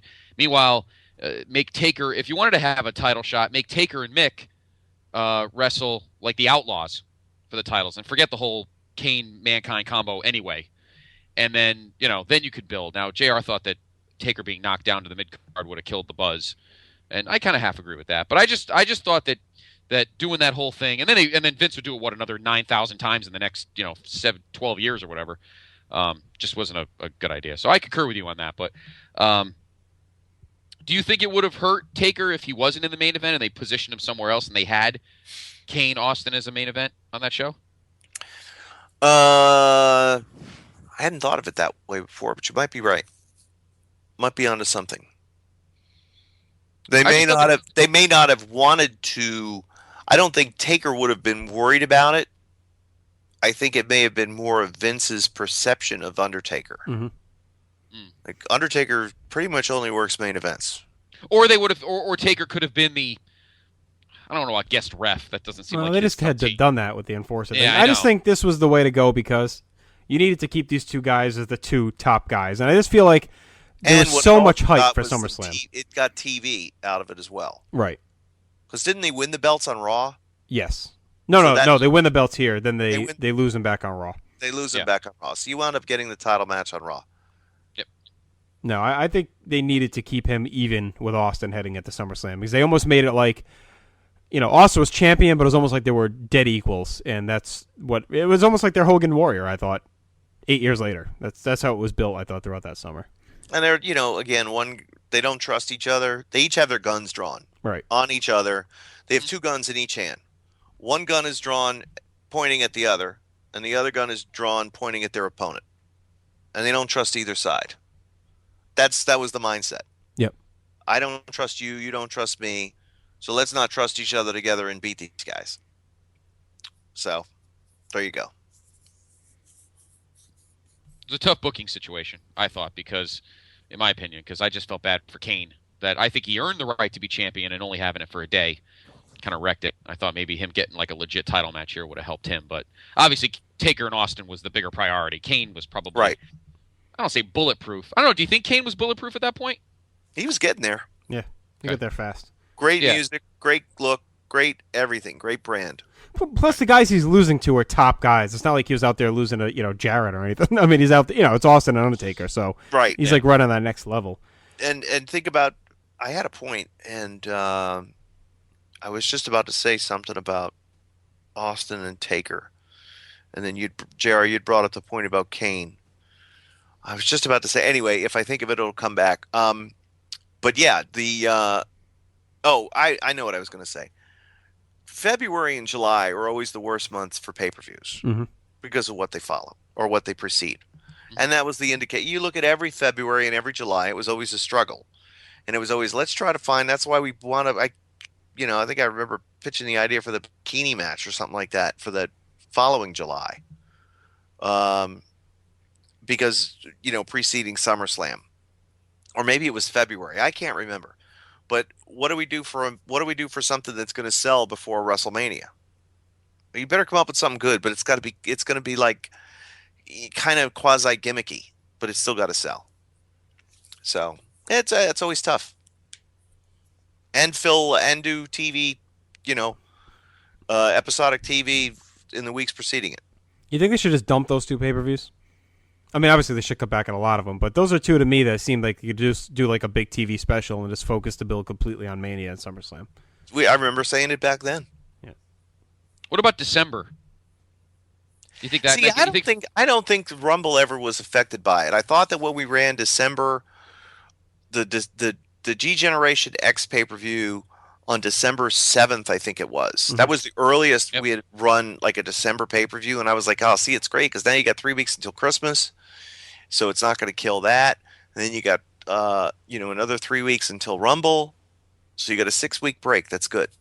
And even now, they still kind of do that. The December pay-per-view is usually the latest is like the second week in, and then because going into holidays, they don't want to hit it. So it usually ends up being a good 6 weeks. Still. And it doesn't affect Rumble because Rumble's kind of a standalone thing, right?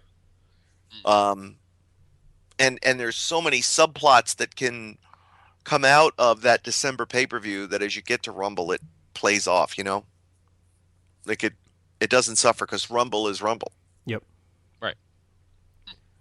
So speaking of gimmicks, Kevin, the last topic we'll really get to tonight is the Brawl for All. Thoughts? Was it a good idea? Was Dr. Death really the planned winner? Was he set to receive a major push off of it? Did everyone realize how good Gunn was, or anyone, before that happened? I could spend 3 hours talking about this. Okay. But I will give you the Reader's Digest version. The concept of the Brawl for All began because Jim Ross did nothing but talk up Dr. Death Steve Williams all the time. How tough he was, how big fighter he was, how great he was, Oklahoma, how he'd wrestled Austin, how he done this, how he worked when he was with Cowboy and he did this. I've seen him do this. Basically they said Jim Ross has driven both Vince Russo and Vince McMahon nuts with talking about this Dr. Death Steve Williams guy. Well, let's see how tough he is. Let's put him in a real fight. And that was the reason why they did the Brawl for All. To hopefully expose and embarrass Dr. Death Steve Williams and Jim Ross. Wow. Or he's as good as he says he is. I kid you not. Wow. That is crazy, and it worked out. For Now, did anybody know that Bart Gunn was as good as he was? Only one guy did, and that was Billy Gunn, who told me before the tournament that Bart was going to win the whole thing. Now, we had all come up together in Florida, and those guys were a couple of years older than me.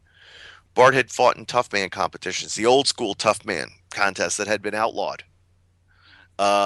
He was legit tough guy, bouncer, knew how to throw hands, knew what to do with his fists. And Billy Gunn said, he's going to win this whole damn thing, Kevin. Just you watch. And when he knocked him out, I went, oh my God, he's right. He's going to win the whole thing. And it was almost that scene like in The Sting, with Paul Newman tweaking the side of his nose, Billy Gunn looking over at me like, I told you. He's going to win the whole thing. And then I gave him the sign back. Yes. And then it was on from there. I mean, Steve Blackman, Mark Merrow, Draws, Flash Funk, Brockus, Anomalous Brockus. God. There was a cavalcade of stars, but and they all got hurt. Savio Vega's career was like temporarily ended in that thing. Yep. Henry Godwin. Yep. Henry Godwin, Godfather, Dr. Death, Bart Gunn. Bart Gunn was the only one that got Bob Holly. Bradshaw. Regal. I think Regal was in it. No, was Regal? No, he wasn't in there, was he? Wasn't it? Severn. Severn didn't want to do it. I think he did one and then he bowed out.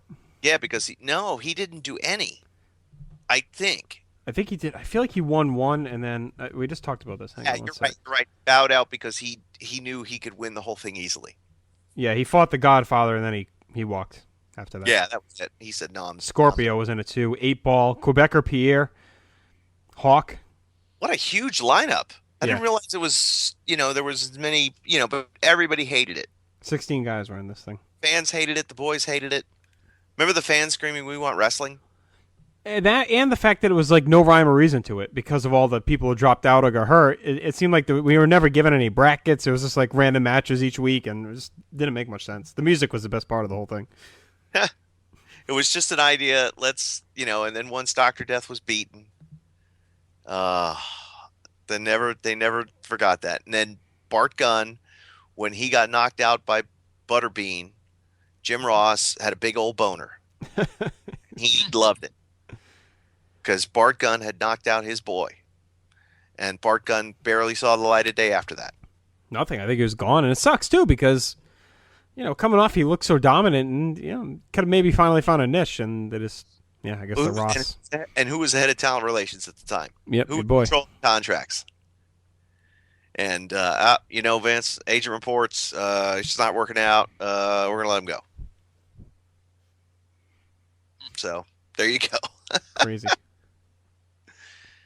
You think Dr. Death could have been a star during that time if he had won that thing?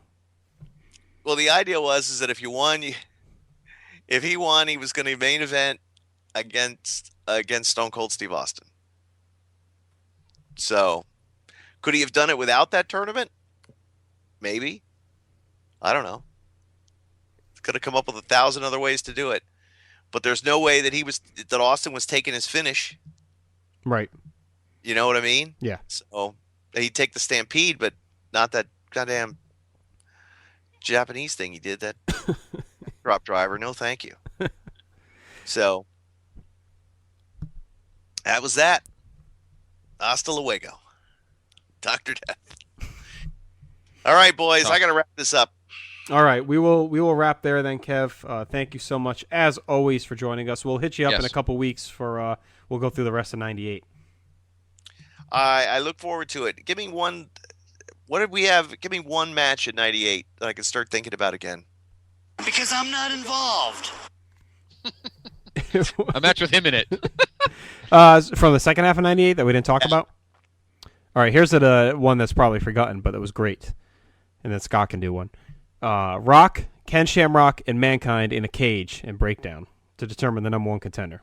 I don't remember that at all. All right, well, look it up. It was a very good match. All right, Scott, what do you got? How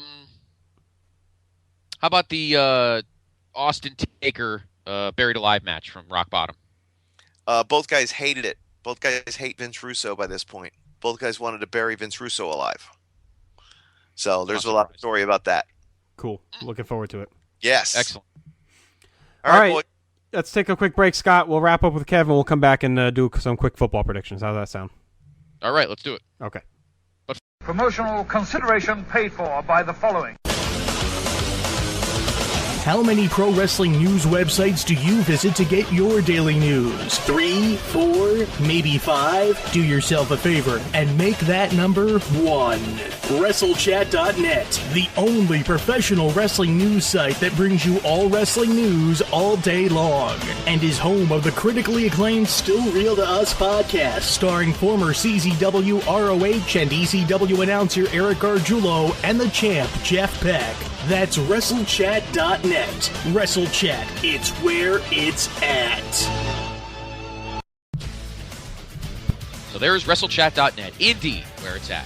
Great message board, plenty of news topics to browse, WWE, TNA, Ring of Honor, the Still Real to Us podcast, much, much more. It's the official place for the PTB headlines, and if you click the PTB gnome on the right of the screen, you will head directly to our Podbean page and our full catalog of shows. So check it out, WrestleChat.net, indeed, where it's at.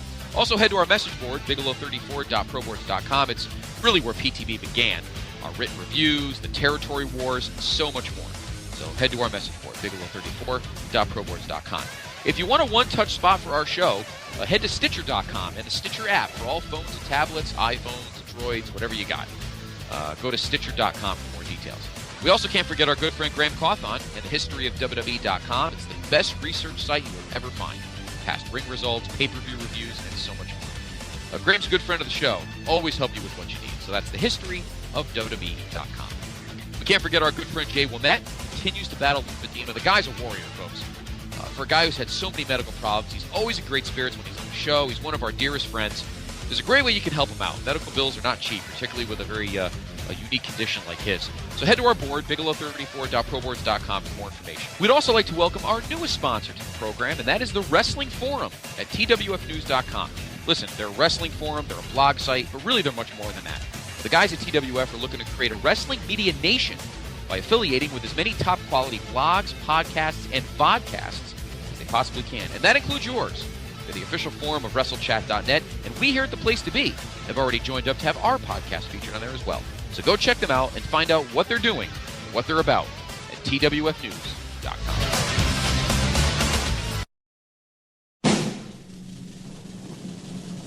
Hello, everybody. This is Bruno Lauer, a.k.a. Harvey Whippleman, a.k.a. Downtown Bruno. I'm on The Place to Be. You're listening to The Place to Be podcast. And I'm going to tell you something right now. If you want to know about our business, our industry, the WWE, our sport, this is The Place to Be. The Place to Be podcast. You know why? Because it's like Mama said, it be that way sometimes. Well, first they love me, and then they don't. Sometimes they do it, and sometimes they won't. So I said to this girl, hey, you get out. And she got to her feet and began to shout, you a dinosaur bro, a dinosaur bro. And you're always lying to your friends. You're a dinosaur bro, and you never get nothing in the end.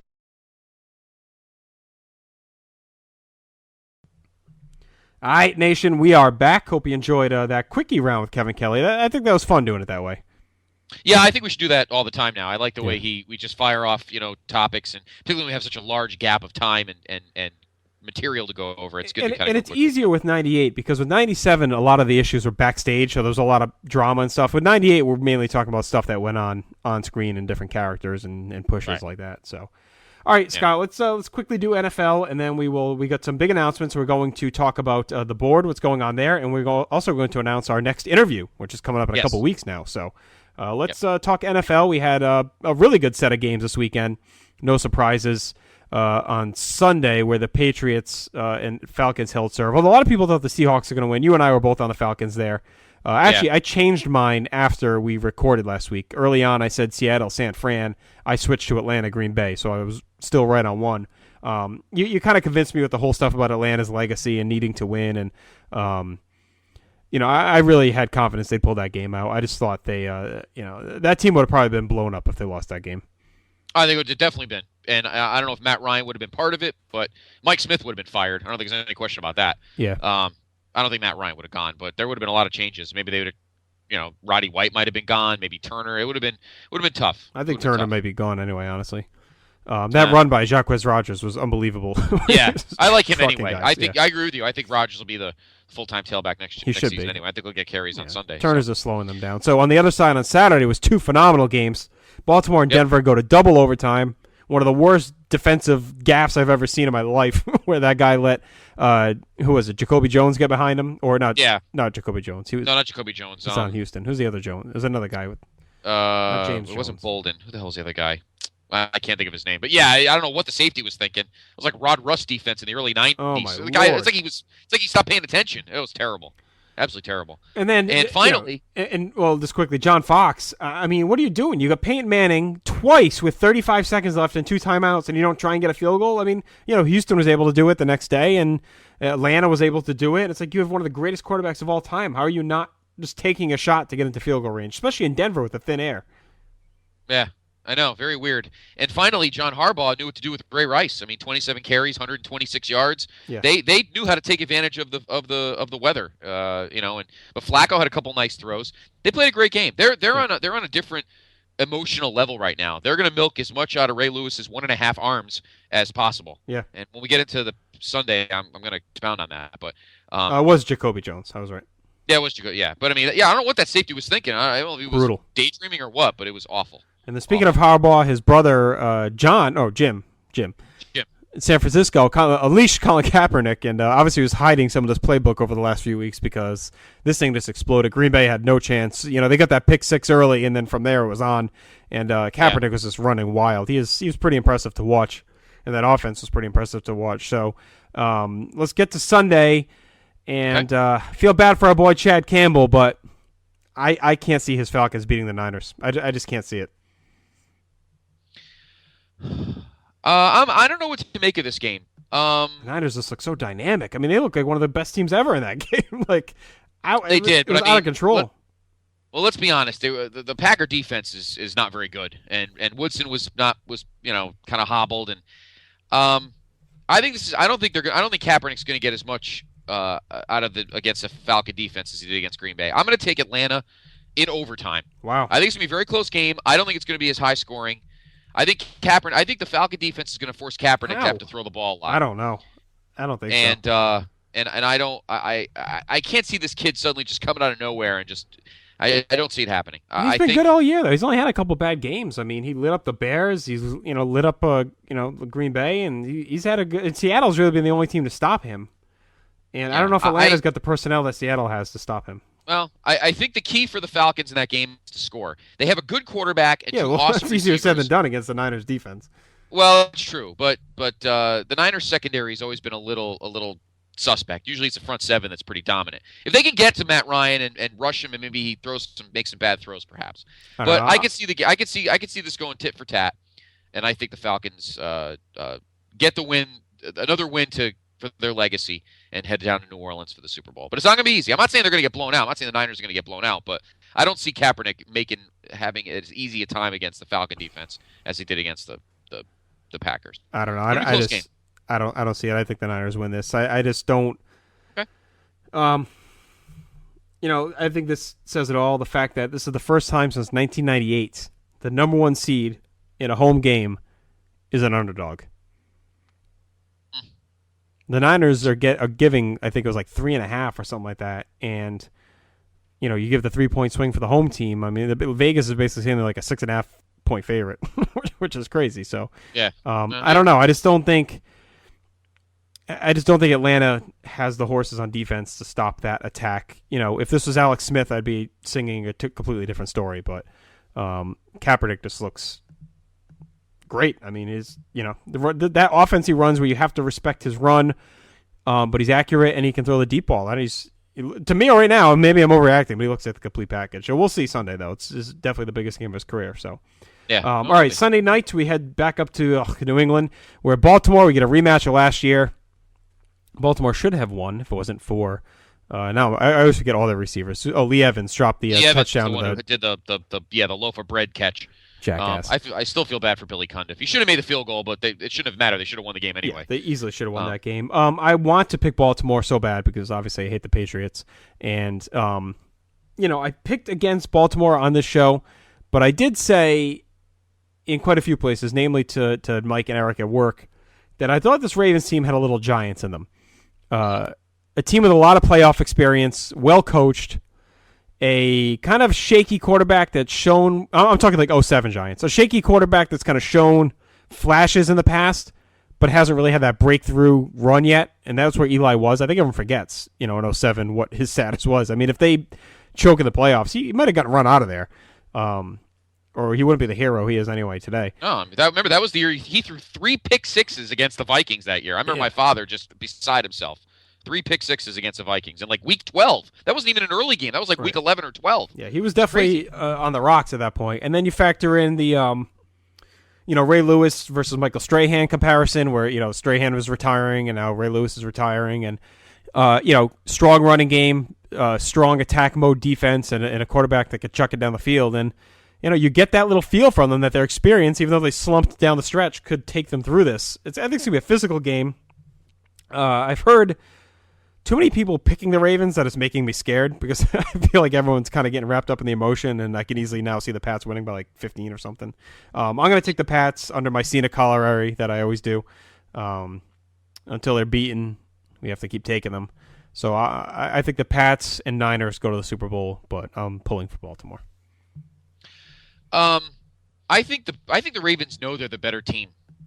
They were the better team last year. It's a bold comment. Well, last year they definitely were. I think they're the better team this year. Really? I think in this game, I think Patriot fans are tentative now, realizing that pretty much Tom Brady's favorite red zone target is gone. There is no Gronk. I like Hernandez. He's no Gronk, though. Well, without Gronkowski, Hernandez is compromised. But it's funny because I see a lot of double talk here from Pats fans where, they argue Gronkowski's the best tight end, but then he gets hurt and they argue that they'll be fine without him. So you can't have it both ways. You know what I mean? So it's one or the other. Yeah, I think the Ravens defense shuts down Ridley in that running game, right? Ridley, yeah, and that running game. I think they get to Brady. I think the Patriots offense will be more disrupted than people think. And that's where Wade Phillips' defense last Sunday just totally screwed the pooch. I think he's lost his sizzle in any type of coaching capacity. I think being a coach of the Cowboys just totally ruined him. I'm going to take the Ravens again by a field goal. I think, and this isn't just about emotion. I think the Ravens. I think deep down, Ray Lewis, John Harbaugh, Flacco, they think they're the better team. Everybody wrote them off last week against Denver. And they stuck in and won that game. I really deep down think that the Ravens think they're the better team, and they're going to go out there and play like they're the better team. And I have a feeling the Pats are kind of, I don't see they're coasting. I give Tom Brady, as much as everybody hates him, I give Tom Brady more credit than that. I don't think he thinks they're coasting. But I really think the Ravens are going to go there with an immense amount of confidence, thinking the weather means squat to them. They just played in shitty weather on Saturday, so the whole Gillette, snow, cold thing, whatever the weather is Sunday, is going to be irrelevant. I think they're playing with enough confidence. They're going to go out and win that game. And I think you're not going to have a stiff like Lee Evans to throw to. You throw that ball to Anquan Bolden in the end zone, he catches it. And I think that's what happens. So I like the Ravens 24-21. Hey, I hope you're right, brother. I hope so, too. Now, let me ask you something. Are you picking the Patriots because you think they're are you picking the Niners because you think they're a better team than Atlanta to beat the Patriots? Are you correlating your picks? No. Or do you really think I really think the Niners are better than Atlanta. Okay. I really do. I think they had if you look at that team, the only two teams played them tough, right? Seattle and St. Louis this year. And those are the two teams that know them the best. I mean, those are the two teams that see them year in and year out. They know the system. Half the year was with Alex Smith. And then they adjusted to Kaepernick, and there's going to be some adjustment there, and they struggled a little bit, but he still played well. And, outside of those 2 Rams games and the 2 Seahawks games where, that one where they got crushed up in Seattle, Vernon Davis got hurt and everything, they handled the Pats in New England already. I just don't think Atlanta's tough enough to hang with them. I just don't. I almost feel like Atlanta's going to have a bit of a letdown after that win. After finally getting that win, the way they got it, the emotional comeback and everything, I just feel like the Niners, this reminds me a lot of, sadly say, your Notre Dame championship game where everyone's trying to talk themselves into Notre Dame. And then all the real pundits were saying, well, they played a tough schedule. Alabama's on another level. They look like completely different, like they're playing like semi-pro or something. And I feel like this is the same thing. Atlanta kind of had a softer schedule, a little bit softer of a team. San Fran just looked like they were on another level with the speed they had. And the game plan they had was just unbelievable. Some of the option reads and zone reads and all that stuff. It was just crazy. And I don't know. I can see Kaepernick just chucking it and running, and I don't think the Atlanta can put up those points on that San Francisco defense. All right. I remember last year, if we go back to our casts last January, I'm pretty sure I picked the Harbaugh Bowl. I know I picked the Ravens to beat the Pats last year. I think I picked the Niners to beat the Giants. I think I did. So I was excited. I thought there was going to be a Harbaugh Bowl last year. I don't know if there's going to be a Harbaugh Bowl this year. If there is, I still like Baltimore to beat the Niners. But Kaepernick left out all. Well, if that happens, we'll talk about it in a couple weeks. But I think I like Jim Harbaugh. He's kind of a dick, but you know what? Whatever. He's a good coach.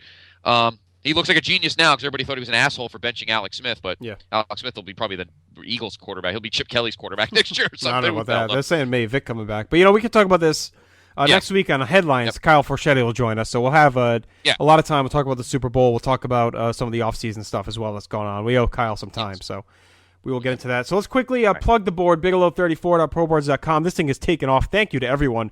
Answered the call. Answered the challenge. The review section is hopping. And I put it out there. Anyone who wants their own forum to do reviews, let me know. I'll give it to you. We have like 7 or 8 up there now. We started the Richard Revival last night. He'll be posting those reviews. We just have a lot of cool stuff. Our buddy Chad Campbell's getting involved with his stuff and where the big boys play, plugging the podcast and doing match reviews. Matt's looking back, where he looks back at each year. Steve Riddle's reviews, Cold Stone's reviews. Sean Zern's doing some. It's a lot of cool stuff. Chassines as always, and you and myself as well. So we're also going to be kicking off a new tournament. Jason Greenhouse will be running that. I think it's going to start Monday to determine the greatest wrestling theme song of all time. Ooh. So we have a ton. I think we're doing some ridiculous number. I forget what we chose. It's not going to be like a 32 song. It's going to be like 128 or something insane. So oh my God. It's going to be a lot of fun. So be ready for that. Check out the message board. Scott's doing his live review blog where he's going to do Raw, SmackDown, Main Event, and Impact. And, of course, we have the challenge on the line. Every week he misses, you get to call in and punk him. So keep that going. And speaking of call-ins, episode 200, right around the corner, I put the post up on the Place to Be Facebook pages. If you want to be part of the show, what you do is you record a quick clip of yourself, maybe like 1 to 2 minutes. Any thoughts? You can talk about the history of the podcast, your favorite moments. You can talk about anything. Wrestling, it doesn't matter to us. Record it as an MP3 and email it to me at the Place to Be Podcast, and Scott, at the Place to Be Podcast at gmail.com, and we'll compile those and play them on episode 200. So a lot of cool stuff planned there. Yep. And yeah, I mean, the board's awesome. I really appreciate it. We talk about this podcast, and we love doing this, and this has been a great thing for my PIC and I. But the board is where we were born. We will always have a soft spot for that board, and that's why we will pimp it as much as we can. And I'm glad everybody answered me and called I wasn't a bluff, but I'm glad everybody called it out. And it's been amazing. I mean, today I was on there all day answering and responding to posts, and it was a lot of fun. I mean, it was a lot of cool stuff brought up, and it's a credit to everyone. And also our buddy Mike here as well was doing some doing Ring of Honor and other things too. So, and I want to say quickly, you and I were talking about it off mic. I'll say it. Been the first time in a while since I've had to write something long form other than a review. I apologize if it looked like Festus wrote it. No, it was good. It was good. I enjoyed it. I apologize, but I like the format and I like the idea. So I think it'll really bring some eyes to the board. Main event will be by the time you listen to this, main event will probably already be up. So you'll have another piece of the week coming up. So. All right, let's wrap by making our next major announcement, Scott. We have another interview. We're hoping to still do JJ next week. We're still waiting to hear back from him to do part 2. Yeah. But we have one lined up for February 5th, Scott. Why don't you reveal who that is? Yes, it is. On February 5th, former WCW announcer Scott Hudson will be joining us. Mr. Hudson, this is going to be a lot of fun because he was there through the fall of WCW. And he was there for some of the rise, too. So, we get Kevin on, talk about a lot of contemporary WWF stuff. Hudson can talk to a lot about the rise and fall of WCW. We're going to have Graham Cawthon join us again to help run that interview. And Scott's, a guy who's out of the business, so I think he'll have a lot of leeway with what he can say. And he's pretty much told us that, nothing's off limits. So we should have a lot of fun with that. We'll talk about some of the dog days of WCW there through 98, 99, 2000, 2001. So if anyone has any ideas for questions, let me know. Put them on the Facebook page or on the message board, and we'll ask them to Scott. So that'll be February 5th, and we're still hoping to lock JJ up for next week. So Yes. All right, Scott, let's wrap things up. That is our part 1, 1998 with Kevin Kelly. Next week we'll be back Sunday night with SummerSlam. Hopefully Dr. G will be in the house. We'll do that. Yep. Wednesday night with headlines, we'll preview the Royal Rumble. We'll have Kyle Forchetti on to preview the Super Bowl, and we'll go through some of the news and notes. And then possibly Thursday with JJ. We'll let everyone know if that's going to happen. And then the week after that, of course, I'll be on vacation. So we're going to try and get you 3 next week before I go away. And after that, we'll pick things back up. So. Yeah. Yep. That's it. All so right. That's Scott for Kevin Kelly as well. I am Justin. Have a great weekend, everybody. We will talk to you Sunday night from Madison Square Garden. Do you think Dennis Stam could be the third Briscoe brother? I think he probably uses Twitter rather than you do. Twitter what? Hashtag cockroach? Hashtag you're a fucking moron. Baby, and how it moved through you. I've been longing for the moment to talk the truth to you. Listen, I'm never home, I always get up and go. Putting you through the unnecessary rigmarole. I never meant to put 1,000 pounds of stress on your head. I love the way we sleep and how we always cuddle in bed. Baby, I stay embracing your patience, shedding your tears with me. I ask you, my mommy, please continue to bear with me. We started out broke, constantly on the road, cutting up in the streets like we would never get old. Went from Lucy's and buses and 50-cent sodas and Novas to Hondas to Lexus to Rovers. Mad years past, still got each other back. Word is born, never screw none of these industry cats, boy. We like Skull and Molder, walking shoulder to shoulder, milking this game, watching our seeds getting older. Baby, if you give it to me, I'll give it to you. I know what you want, you know I got it. Baby, if you give it to me, I'll give it to you. As long as you want, you know I got it. Baby, if you give it to me, I'll give it to you. As long as you want, you know I got it. Baby, if you give it to me, I'll give it to you. As long as you want, you know I got it. Yes, you know I'll die for you. And you know I'll ride with you. I will always try with you. And give you my love and cry with you. Let's go. I will climb a mountain high till our love will touch the sky. So baby, come and get more close to me. This is where your love is supposed to be. I pull up to the house in the yellow Lamborghini. It's been a few months in PA, you haven't seen me. You looking good in that Gucci bikini. 38 carats, your ring looking freezy. No matter what I do in the world, you never leave me. Fall back, ma, I make your lifestyle easy. I appreciate the things you do to please me. Looking at my daughter, you never do me greasy. Baby, if you give it to me, I'll give it to you. I know what you want, you know I got it. Baby, if you give it to me, I'll give it to you. As long as you want, you know I got it. Baby, if you give it to me, I'll give it to you.